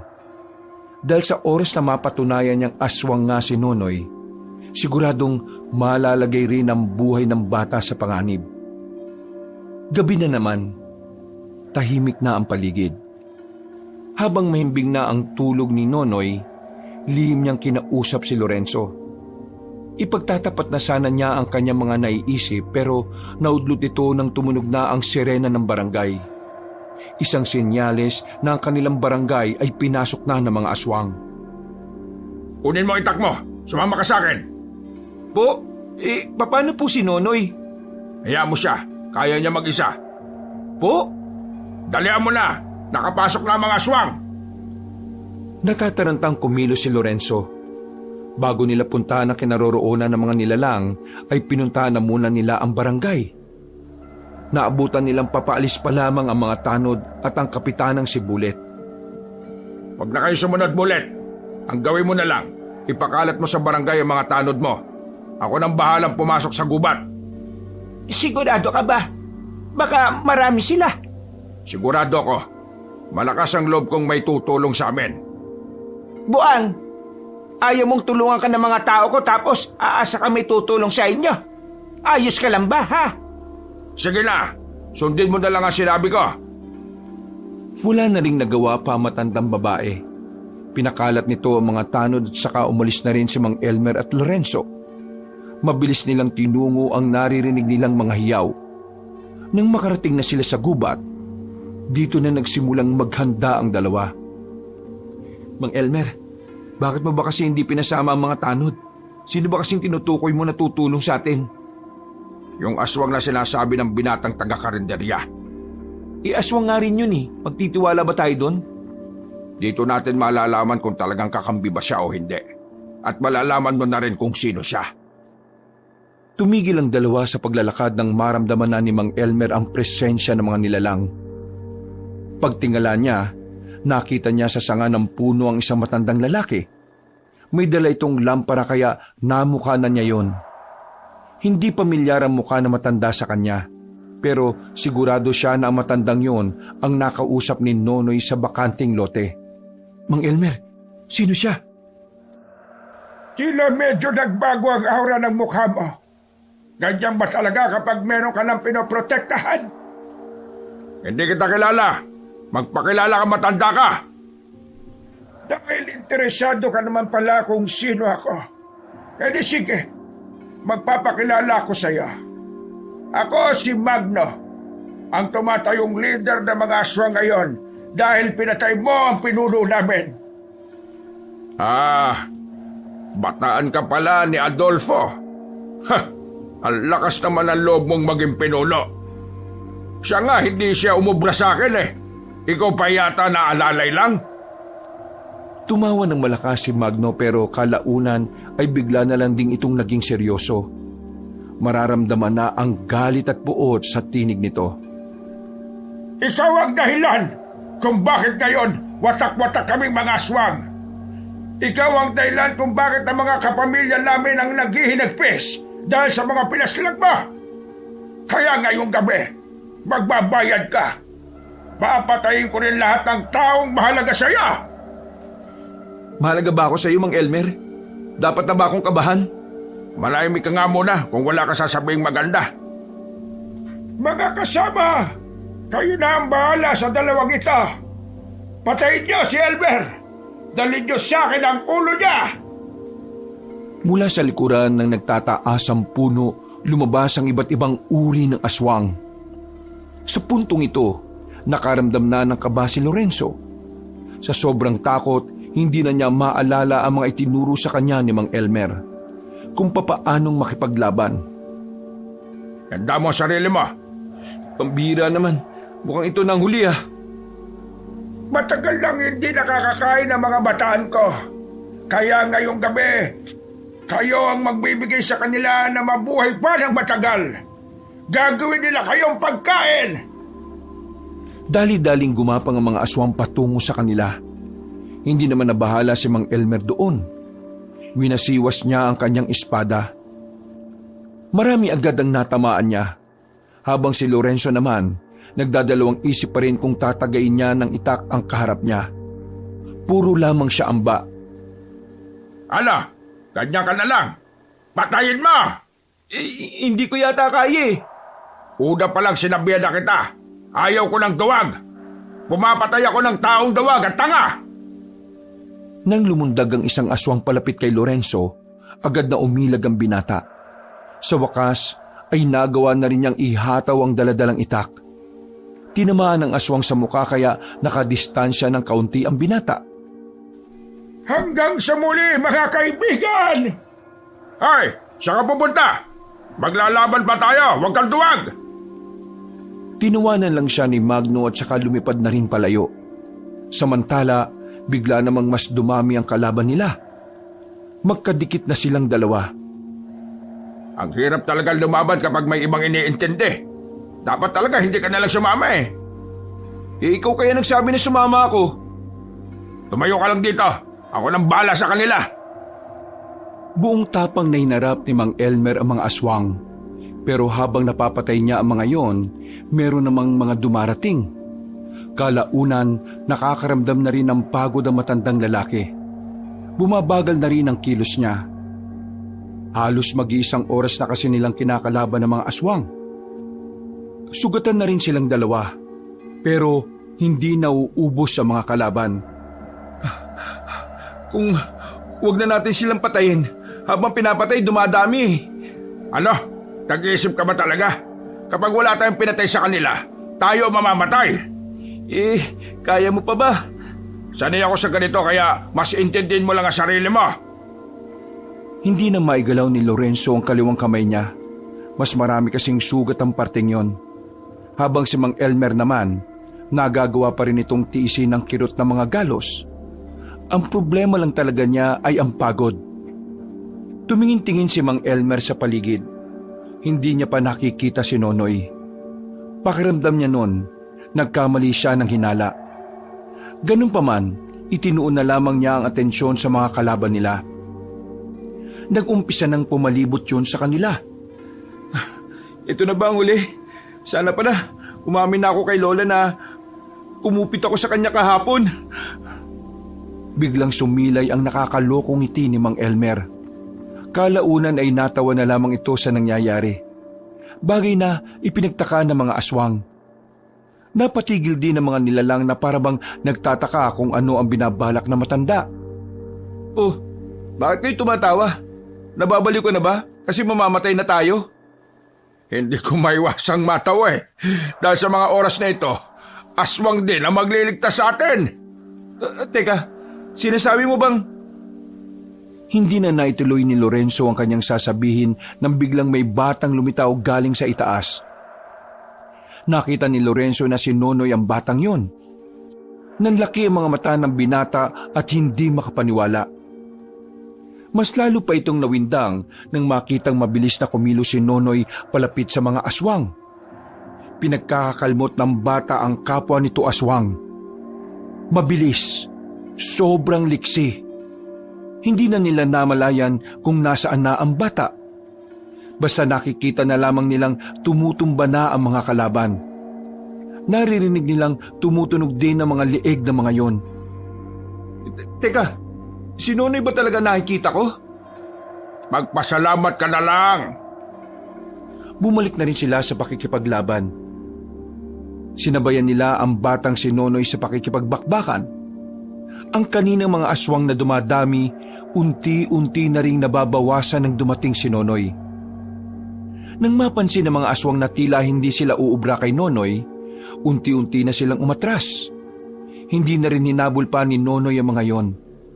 Nang matigil na ang labanan, nahihiya ang batang lumapit kay Mang Elmer. Hindi ito alam kung papaano ipapaliwanag ang tungkol sa tunay niyang katauhan.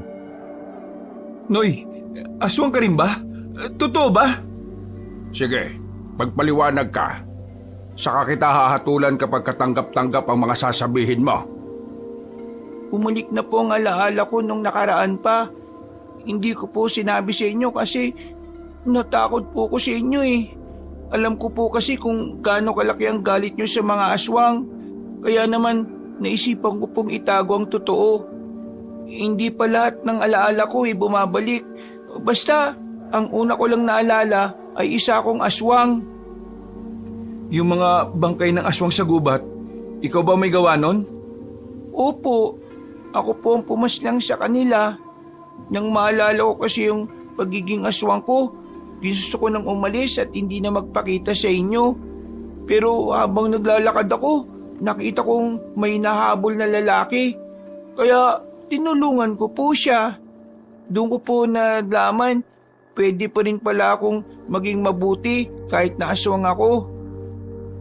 Mang Elmer, ano pong hatol nyo? Kahit ako, nabibigla din eh. Hindi ko inakala na ganito pala si Nonoy. Kung ano man po ang gagawin nyo sa akin, maluwag ko pong tatanggapin. Alam ko pong kalaban nyo mga aswang. Kaya kung papaslangin nyo rin po ako bilang parte ng misyon po ninyo, hindi po ako magtatanim ng sama ng loob. Mamamatay po ako masaya dahil sa mga kamay nyo po ako namatay. Hindi. Walang papanaw. Ano pong ibig nyong sabihin? Ipangako mo sa akin na ang pagiging aswang mo ay gagamitin mo sa kabutihan. Kapag nagawa mo yan, ikaw ang kauna-unahang aswang na hinayaan kong mabuhay. Isa pa, hindi ka na ibang tao sa akin eh. Tinuring na rin kitang anak kaya mahirap para sa akin ang sinasabi mong paslangin ka. Naniniwala ako sa iyo. Naniniwala akong kaya mong maging mabuti. Kaya sana mangako ka, magiging mabuti ka. Hindi lang sa akin, hindi lang sa aming dalawa, kundi para sa lahat. Opo, pinapangako ko pong magiging mabuting aswang ako. Tutulungan ko po ang mga tao para makamit po natin ang kapayapaan. Mabuti naman at binigyan nyo ng konsiderasyon tong batang to.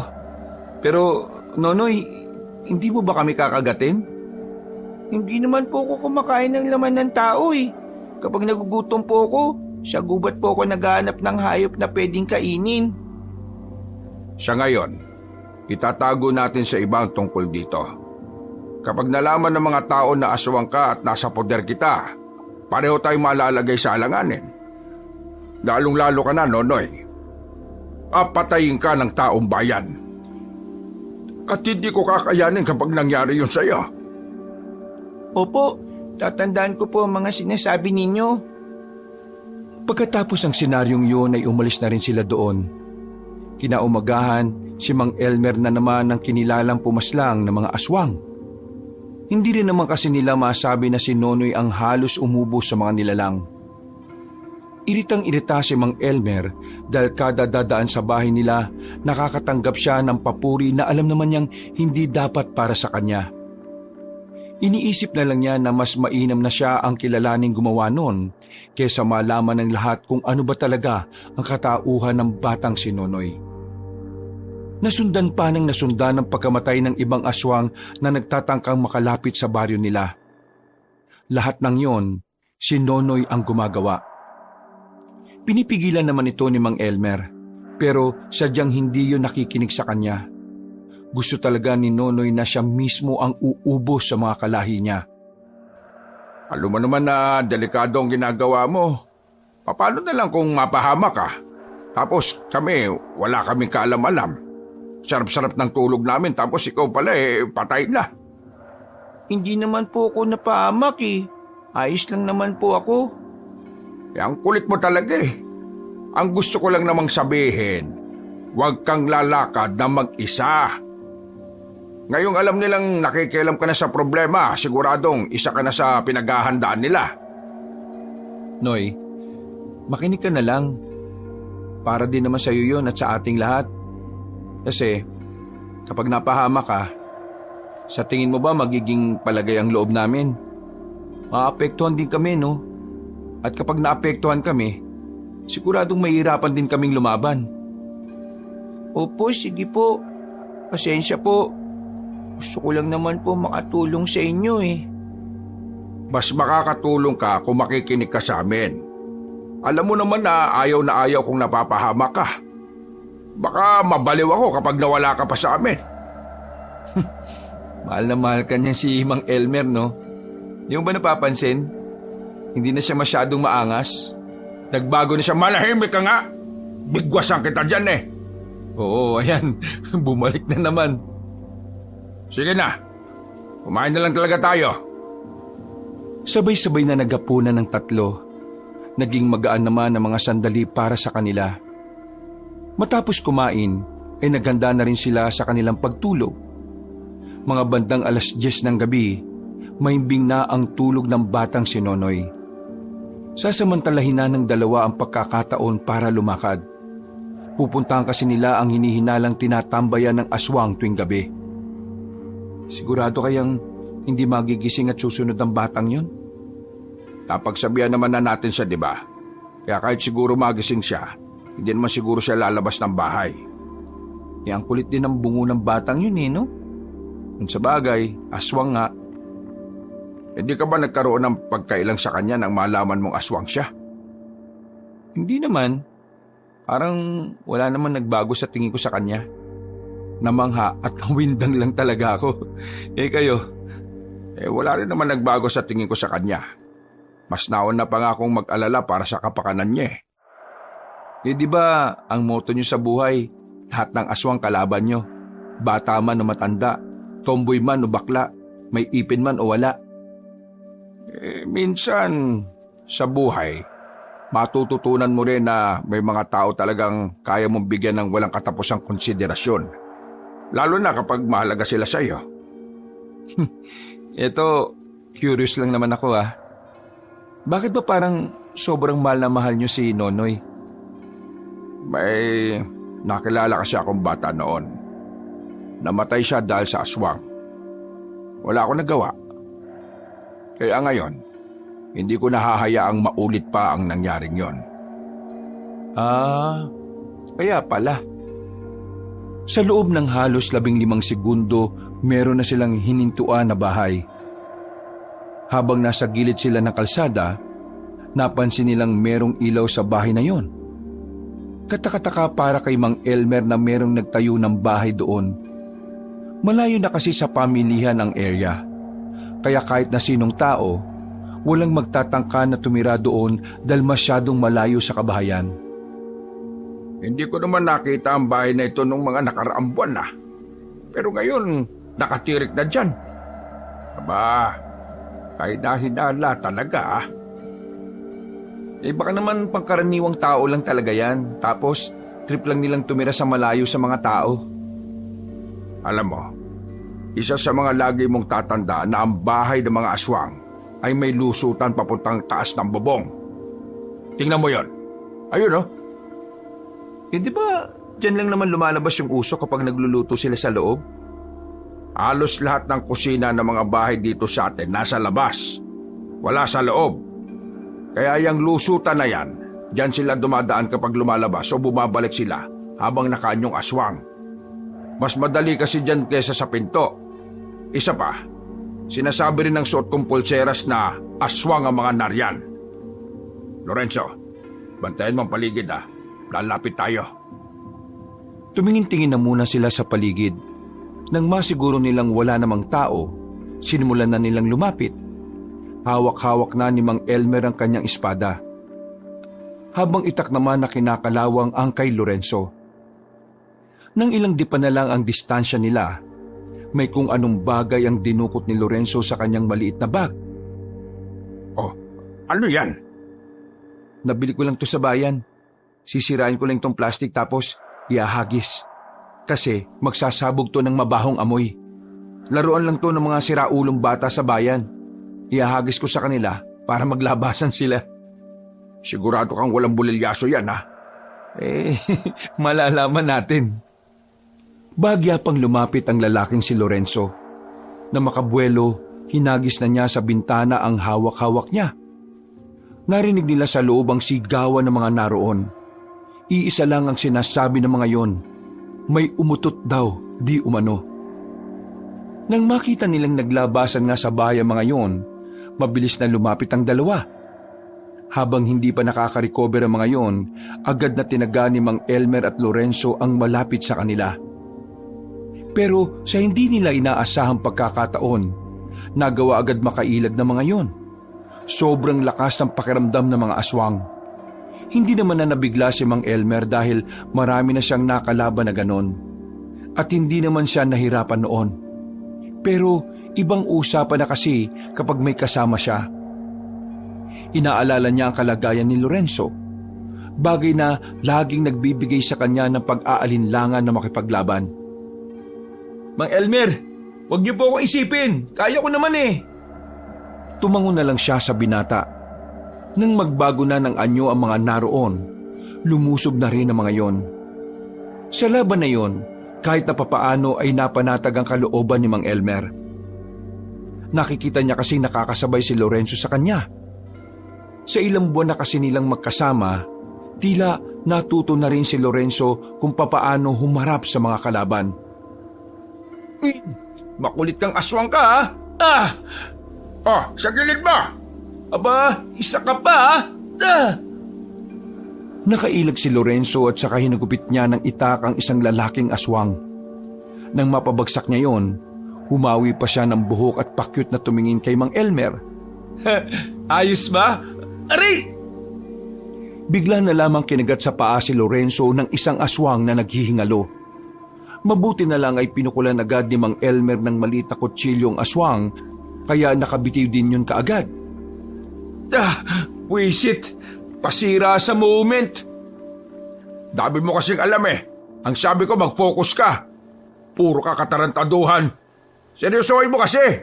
Buhay mo nakataya dito. Sige, pasensya na. Akala ko kasi ako bida rito eh. Pero nasa na bang iba? Nakatakas na. Kaya mo pa bang tumakbo? Hindi na. Masakit eh. Ikaw na lang. Hindi ko na sila susundan. Delikado ka rito. Baka balikan kanila. Inakay na lang ni Mang Elmer ang binata. Pinaupo na muna niya ito saglit sa gilid. Pumasok siya sa loob ng bahay. Amoy na amoy pa rin niya ang baho sa loob. Pero mas nakapukaw ng tingin niya ang mga naiwan sa lamesa ng mga aswang. Isang mapa na iginuhit lang. At ang mapa na yon ay ang mismong kanilang barangay at ang mga katabing lugar. Aba, lihitimong plano ito ng mga aswang ah.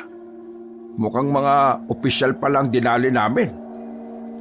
Kita niya sa mapa ang taktika na maaring gawin ng mga aswang. Kaya naman kinuha niya ang mapa na yon. Palagay niya kasi ay malaki ang may tutulong nito para mapagandaan ang inihahandang kasamaan ng kampo ng kadiliman. Oh, hindi niyo man lang ba ako aakayin? Hindi naman malalim ang kagat sa iyo eh. Kaya mo na maglakad. Sus ko, pambira naman oh. Kahit na hirap si Lorenzo, pinilit na lamang nitong makasunod sa matandang lalaki. Buti na lang din ay may napadaan na tricycle at agad naman silang sumakay. Huwag kang iiyak mamaya ah. Gagamutin ko ang sugat mong yan. Bakit? Sobrang sakit ba ang gamot? Oo. Pero mas masakit kapag namatay ka dahil sa kagat ng aswang. Madali silang nakarating ng barangay. Pero laking pagtataka nilang dalawa nang maabutan nilang walang tao sa bahay. Wala na sa higaan ang mahimbing na natutulog na bata kanina. Nabahala si Mang Elmer noong mga sandaling yon. Unang pumasok sa isip niya, baka sumagupa na naman sa aswang ang bata. Ay nako, pambira talagang bata to oh. Pipingutin ko talagang itlog nito kapag bumalik to eh. Mang Elmer, naalarma matandang lalaki na makita niyang namumutla na si Lorenzo. Pinahiga na niya ito sa lapag. Nakita niya kasing nagkukulay ubi na rin ang bandang parte ng kinagatan. Sobrang kirot na, Mang Elmer. Parang gumagapang yung sakit pakit ng hita ko. Kumalma ka. Nilinisin natin ang sugat mo. Kukuha lang ako ng mga gamit. Pagtayo niya, nakita niya ang kapiraso ng papel na nasa ibabaw ng lamesa.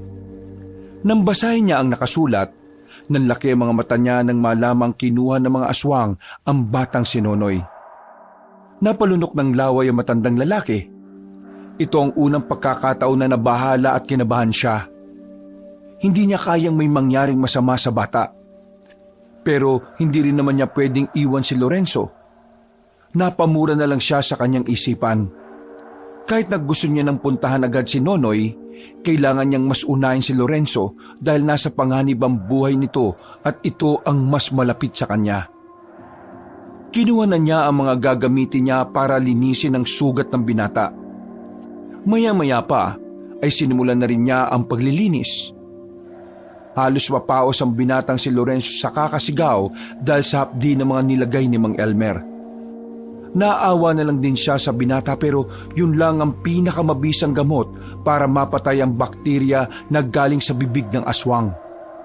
Kapag hindi kasi naagapan yon, maaring kumalat ang bakterya at pwede nitong sirain ang organ ng binata. Mang Elmer, mamamatay na ba ako? Oo, mamamatay ka na kapag sumigaw ka ng sumigaw. Kaya manahimik ka dyan. Konti na lang ito. Manong-manong nilinis ni Mang Elmer ang sugat ni Lorenzo. Meron din siyang pinainom na halamang gamot. At meron din siyang pinanguyan na dahon. Makalipas lang ng ilang oras, nawala na rin ang kirot sa paa ng binata. Nagagawa na rin itong igalaw ang paa at naitatapak na rin. Maraming salamat, Mang Elmer. Akala ko ba hindi ka albularyo? Bakit ang galing yung manggamot ng sugat? Huwag ka masyadong bumilib. Bukod sa pumapatay ng aswang, yan lang din ang talagang alam ko. Natutunan ko lang yan sa kaibigan kong albularyo na namatay na rin. Maraming salamat po ulit. Akala ko talaga mamamatay na ako eh. Kailangan din pala nating mag-ingat sa kagat ng aswang. Ngayon ko lang nalaman na pati ang kagat nila nakamamatay na rin. Totoo nga ang nababalitaan ko. Ibang uri na ng aswang ang mga gumagala ngayon. At siya nga pala, maiwan muna kita rito ha. Bakit po? May pupuntahan ka ba? Hindi mo ba napapansin na wala si Nonoy? Ay, oo nga no. May iniwang sulat ang mga dumukot sa kanyang mga kapwa niya aswang. Kailangan kong puntahan ng batang yon. Ano po? Dinukot siya? Teka, totoo ba? Bakit ang kalmado mo? Bakit? Ano bang gusto mo? Maglupasay ako. Kailangan kong maging kalmado. Kasi kung natataranta ako, baka hindi kita nagamot. Pasensya na. Dahil sa akin hindi mo kagad napuntaan si Nonoy. Hayaan mo na. Hindi naman nila sasaktan ng batang yon. Ako ang kailangan nila. Sige po, sasamahan ko po kayo. Hindi na. Kailangan mo ipahinga yung sugat mo. Papapuntahin ko rito yung ilang tanod para magbantay sa'yo. Kailangan ko nang umalis ngayon eh. Sige po, Mang Elmer. Mag-iingat po kayo. Ngumiti lang ng pilit ang matandang lalaki. Wala siyang sinayang na segundo. Alam niyang anumang oras ay mahalaga sa mga sandaling ito. Kaya naman, kahit na wala pa siyang pahinga, lalarga siya para harapin ang mga aswang. Hindi siya papayag na gamitin ng mga aswang si Nonoy laban sa kasamaan. Hindi na siya pumasok sa kagubatan. Sa kalsada lang siya dumaan dahil mas malapit ang daan doon. Habang naglalakad, naramdaman niyang merong sumusunod sa kanya. Hinugutan niya ang kanyang espada. Maraan siyang naglakad sa harapan ng halamanan. Hindi ka aswang. Hindi ka mararamdaman ng pulseras ko. Pero nararamdaman kita. Sino ka? Lumabas ka dyan! Nakatutok lamang ang espada nang biglang may binatang lumabas mula roon. Maliwanag ang buwan, kaya kahit na papaano ay nakilala niya ang taong yon. Oh, boy karinderya. Igan po ang pangalan ko, Mang Elmer. Wala akong pakialam kung anong pangalan mo. Ang gusto kong malaman, anong ginagawa mo dyan? Bakit mo ako sinusundan? Gusto ko po sana na samahan kayo eh. Hindi ko kailangan ng pabigat ngayon, no? Umuwi ka na sa inyo. Magbalat ka na lang ng patatas. Kaya ko po kayong tulungan. Hindi mo alam ang sinasabi mo. Aswang ang makakalaban ko, hindi mga tao sa bilyaran. Meron akong dalang anting-anting. Galing ito sa baul ng lolo ko. Tingin ko, pwede niyong gamitin ng anting-anting. Agad na inilabas ng binata ang isang medalyon na kulay ginto na merong mahabang tali. Ito yung sinasabi sa akin ng lolo ko na gamitin ko raw kapag may mga masasamang elemento. Isuot ko raw sa bewang ko.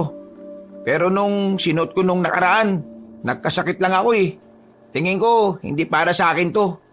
Tingin ko, para sa iyo to, Mang Elmer. Inabot ng binatang si Iga ng anting-anting kay Mang Elmer. Tinanggap naman ito agad na matanda.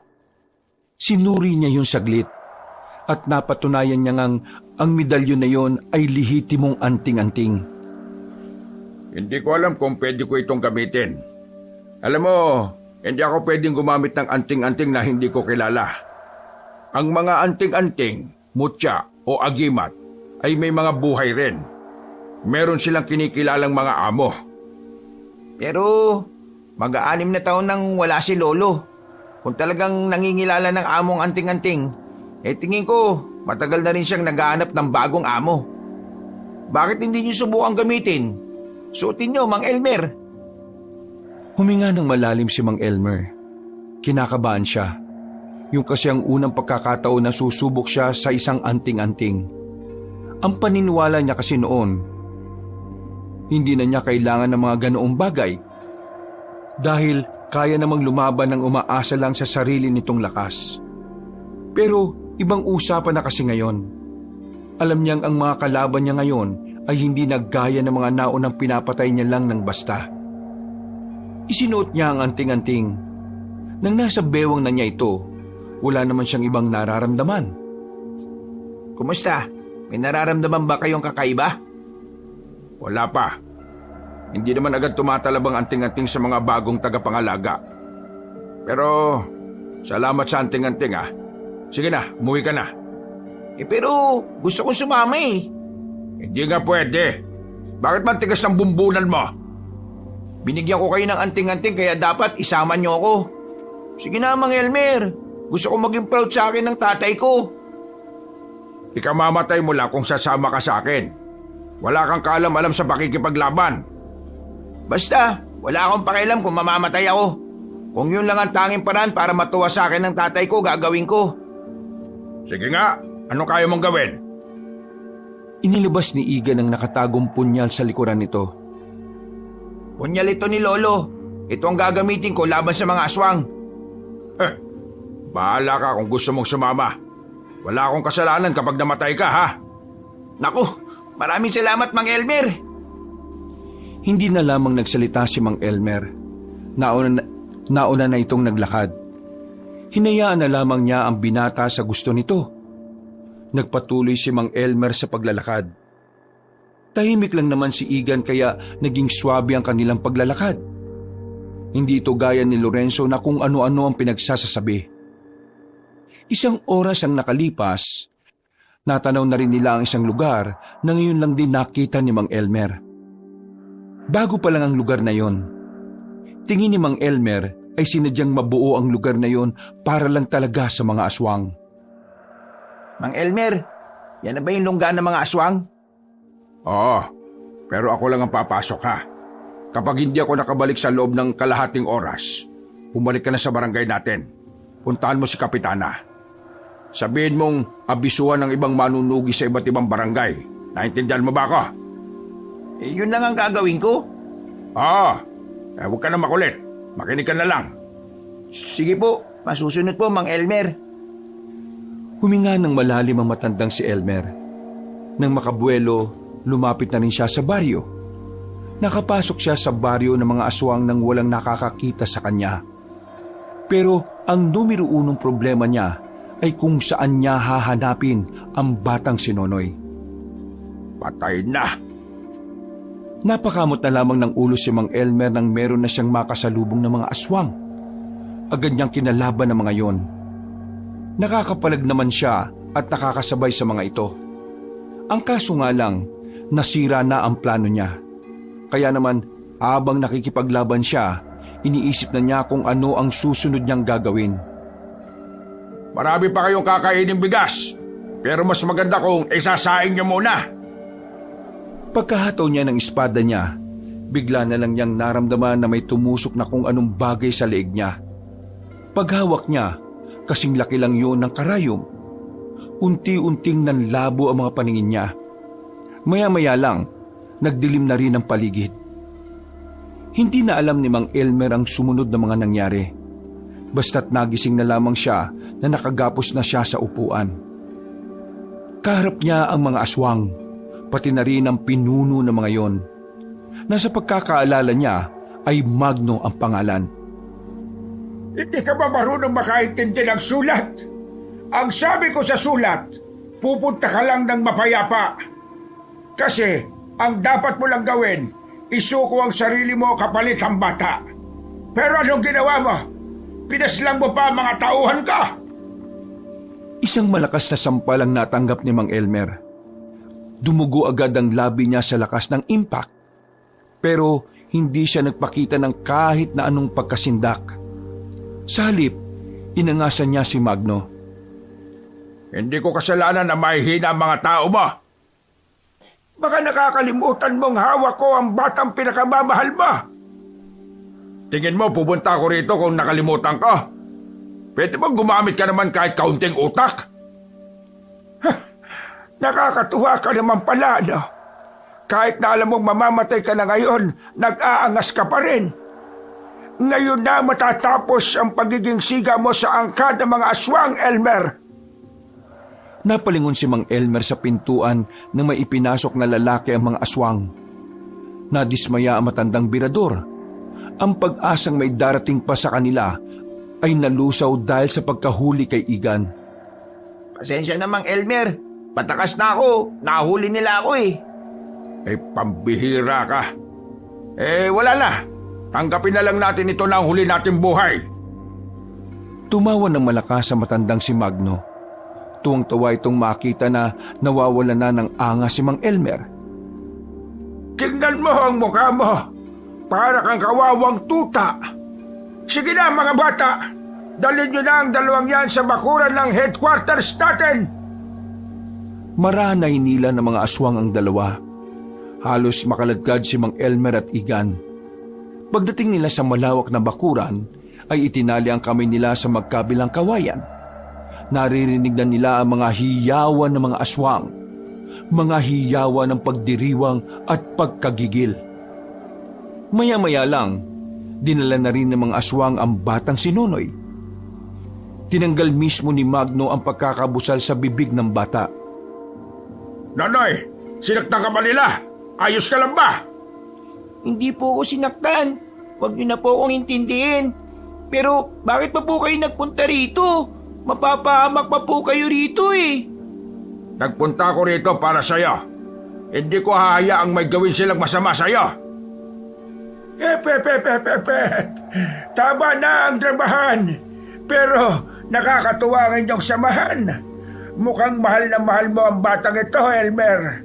Kaya ngayong gabi, papipiliin kita. Ang batang ito, ang binatang katabi mo. Mang Elmer, ang batang yan na lang ang piliin mo. Okay lang sa akin mawala ako. Nagbago na ang isip ko. Mukhang wala naman palang halaga ang buhay ng binatang yan. Kaya ganito na lang ang gagawin natin. Ikaw binata ka. Ikaw ang mamimili kung sino sa batang ito at sa matandang yan ang papatayin mo. Ano po? Sinasabi niyo bang isa sa kanila ang papatayin ko? Ang talino mo. Sige na, pakawala na ang binatang yan. Inabot ng isang aswang ang espada ni Mang Elmer kay Igan. Nanginginig pa ang kamay ni Igan nang hawakan niya ang espadang yon. Hindi dahil sa mabigat, kundi dahil sa kaba na nararamdaman. Igan, ako ang paslangin mo. Matanda na ako. Marami na akong nagawa. Huwag po. Ako na lang kasi aswang po ako. Ano? Aswang ka? Bilisan mo. Pumili ka na kung ayaw mong silang dalawang mamatay. Kasama ka. Namumutla na sa kaba ang binatang si Igan. Hindi nito alam kung sino ang pipiliin niya. Pero kailangan na niyang gumawa ng desisyon. Dahil sa oras na mapuno ang pasensya ng pinuno ng mga aswang, siguradong mamamatay ang dalawang yon kasama siya. Mang Elmer, pasensya na pero ikaw ang pipiliin ko. Wala akong magawa. Huwag ka gumigay ng pasensya. Masaya ako mamamatay dahil espada ko ang gamit mo. Lumapit na si Igan kay Mang Elmer. Itinaas na ni Igan ang espada. Handa na sana nitong gawin ang pinakamabigat na desisyon ng buhay niya. Nang biglang nabulabog ang mga aswang sa paligid. Narinig na lamang nila na may mga umaatake na sa baryo. Nakita nila ang mga manunugis at ang ilang tanod. Nakita rin nilang naroon si Lorenzo na kasama pa ang lola nitong si Bulet. Lahat ng mga yon ay may mga bitbit na mahahabang itak. O ano? Bakbaka na! Nagpulasan na ang mga aswang. Maging ang mga nagbabantay kina Mang Elmer ay nagsialisa na rin. Inuna ng mga aswang ang pakikipaglaban kaysa intindihin ng mga bihag. Mga buwisit! Nang umalis si Magno, agad din namang lumapit si Lorenzo para kalagan sila. O Igan, paano ka nakarating dito? Nako, mahabang kwento. Kayo na mo ng bala sa mga iba. Ako nang bala kay Magno. Nanoy, protektahan mo si Bulet. Huwag niyo akong intindihin, ha? Kaya kong sinaulang yon. Agad na umalis si Mang Elmer para sundan ang pinuno ng mga aswang. Nakarating sila sa bakanting lupain na katabi lang din naman ng baryo. Sa ilalim ng bilog na buwan, makakaharap ang dalawang matanda. Sa pagkakataong ito, hindi nahahayaan pa ni Mang Elmer na makatakas ito ulit sa kanya. Bakit parang nanahimik ka na yata? Kinakabahan ka na ba? Wala naman akong dahilan para kabahan. Baka ikaw ang kabado. Nagtawag ka pa talaga ng mga alipores ba? Hindi ako nagtawag. Sadyang may mga utak lang talaga ang mga kasamahan ko. Hindi sila gaya ng mga tauhan mo na mga gamunggo lang ang utak. Tama lang daldalan. Simulan na natin to. Nagbago na ng anyo ang aswang na si Magno. Nang magkulay itim at pumuti ang buhok nito, napagtanto na ni Mang Elmer na isa pala itong gabunan. Walang pag-aalinlangang lumusob si Magno. Kahit na pinaghandaan niyo ni Mang Elmer, tumalsik pa rin siya nang suntukin siya ng pinunong aswang. Buti na lang ay nasalag niya yun ng espada kaya wala siyang galos. Kinabigla ni Mang Elmer ang kakaibang lakas ng kanyang kalaban. Sa puntong yun pa lang, natatansya na niyang hindi niya kakayanin si Magno. Kung ikukumpara ang lakas niya sa kalaban niya, sobrang layo ng diferensya. Alam niyang hindi siya uubra kahit na marami na rin siyang karanasan sa pakikipaglaban.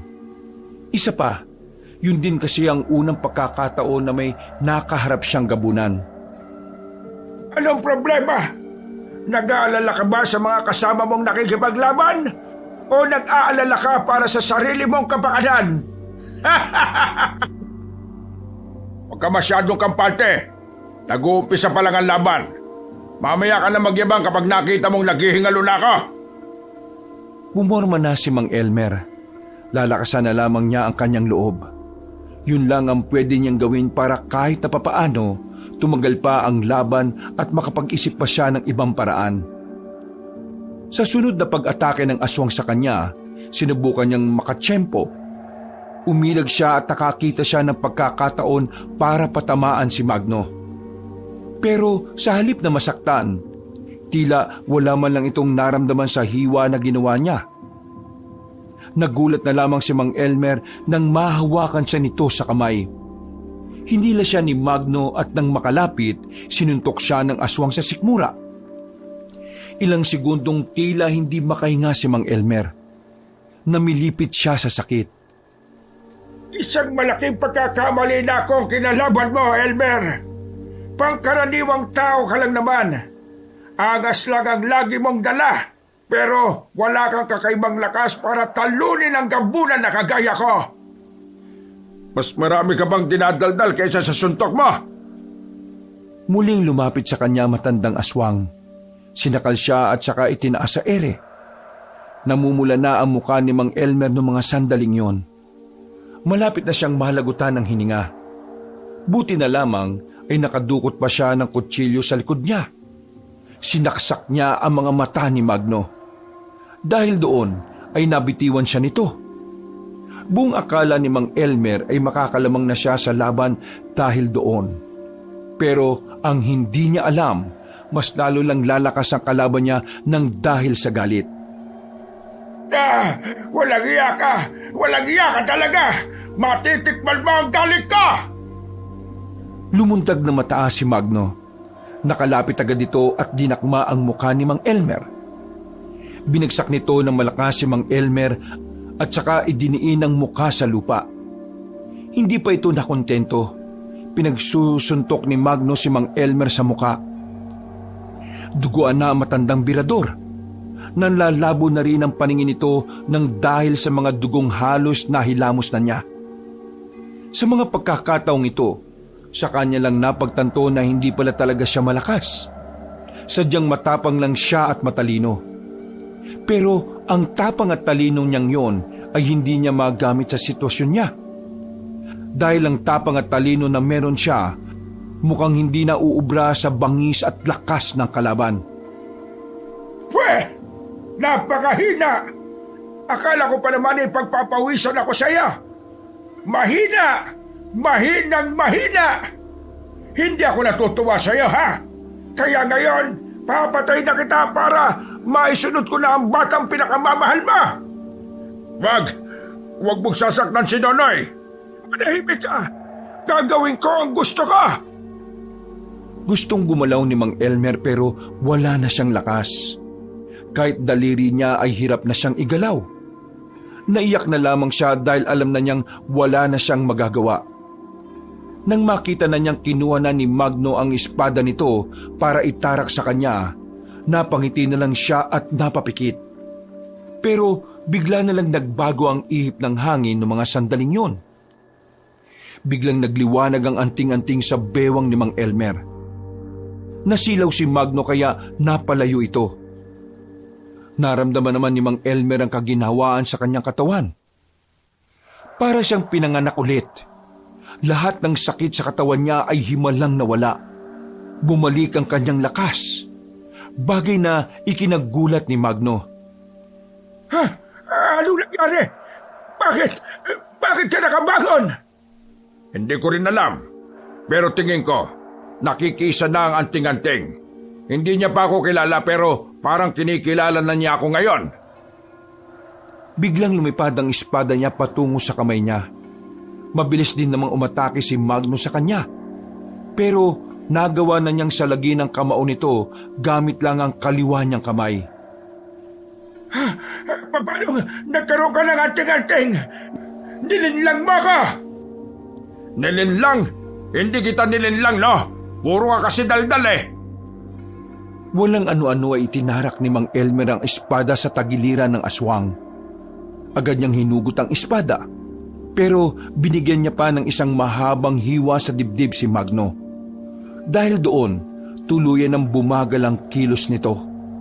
Umatras ito pero umabante naman si Mang Elmer. Nang matumba si Magno, tinutukan niya na yon ng espada sa leeg. Kapag nakarinig ako ng magandang dahilan kung bakit di kita dapat patayin, sige, hahayaan kitang mabuhay. Ngayon, sabihin mo sa akin, bakit hindi kita papatayin kahit ang dami niyo ng pinatay na tao? Ano? Kaya ko magbago? Pwede tayo maging magkaibigan. Pinapangako ko, wala na akong sasaktan na tao. Magno, hindi ako sanggol na kahapon lang ipinanganak. Tingin mo maniniwala ako sa iyo? Walang aswang na kayang magbago kung una pa lang masama na siya. Hindi kagaya ni Nonoy. Siya, una pa lang ay kabutihan ang nananalitay sa ugat niya. Mali ka dyan. Lahat ng aswang kayang magbago. Kung kaya niyong magbago, bakit hindi niyo ginawa noon pa? Marami ba kayong sinaktan at pinatay? Muling naggalit si Mang Elmer. Humigpit ang hawak nito sa espada. Marahan namang tumayo ang aswang na si Magno. Tumingin ito sa mga mata ni Mang Elmer. At saka nagsimulang magritual. Sinusubukan nitong isailalim si Mang Elmer sa isang hipnotismo. Hindi ako tinatablan yan. Wala naman akong ginagawa. Hindi na nagpaligoy-ligoy pa si Mang Elmer. Bago pa siya maisahan ng kalaban niya, tinaganan niya ito sa leeg. Pagkatapos ay itinarak ulit ang espada sa kaliwang dibdib nito. Sumuka ng maraming dugo ang pinunong aswang. Agad itong bumagsak at nangisay-ngisay. Nakadilat ang nanlilisik nitong mga mata habang nakatingin sa kanya. Hanggang sa huling sandali, tila gusto pa rin siyang paslangin ni Magno. Mga ilang sandali lang, nalugutan na rin ng hininga ang kanyang kalaban. Agad niya namang binalikan ng mga kasama niya para tulungan ng mga ito. Makalipas lang ang halos 5 minuto, natalo na rin nila ang mga aswang. Marami ang sugatan sa kanila, pero maswerteng wala namang nasugatan. Mga kasama, naipanalo natin ang laban. Wala na ang mga aswang. Payapa na ulit ang probinsya natin. Elmer, ayos ka lang ba? Bakit ang dami mong dugo? Ayos lang naman ako. Mang Elmer, nakita ko kanina yung malakas na liwanag. Gumana na ba yung anting-anting? Oo, gumana na ang anting-anting. Maraming salamat ha. Iniligtas ako ng anting-anting sa tiyak na kamatayan. Tatay Elmer, buti naman po ligtas kayo. Nagkalala po ako eh. Akala ko po hindi ko na po kayo makikita. Ginawa kong lahat para magkasama pa ulit tayo. Kaya huwag ka na mag-alala. Ligtas na ako, oh. Ligtas na tayong lahat. Nilisan na rin nila ang lugar na yon matapos nilang abuhin ang mga bangkay ng mga aswang. Kinaumagahan, binalita ni Kapitana ang kanilang pagkapanalo kontra sa mga aswang. Nagdiwang ang kanilang barangay dahil sa wakas wala na rin ang panganib sa lansangan. Makakalabas na rin ang lahat ng bahay nang hindi nag-aalala para sa kanilang kaligtasan. Higit sa lahat, si Mang Elmer ang pinakamasaya. Bukod kasi sa nabigyan na niya ng kapayapaan ng kanilang probinsya, makakasama na rin niya ng mas matagal ang batang si Nonoy. At sa paglipas nga ng mga buwan, mas lalo pang lumalim ang samahan ng bata at ng matanda. Itinuring na talaga ni Mang Elmer na tunay na anak si Nonoy. Ang pagiging aswang naman ng bata ay patuloy lang nilang itinatago sa mga tao. Pero kasabay nito, naghahanap na sila ng pinakamagaling na albularyo. Susubukan nilang maging normal na tao si Nonoy.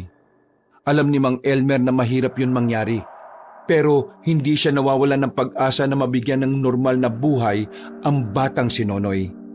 Dahil para sa isang dating birador at maangas na matanda, wala nang mas sasaya pa ang kalooban niya kapag nakita niyang maligaya si Nonoy. Mula noon, naging masagana na ang mga barangay. Naibalik ang dati nitong sigla.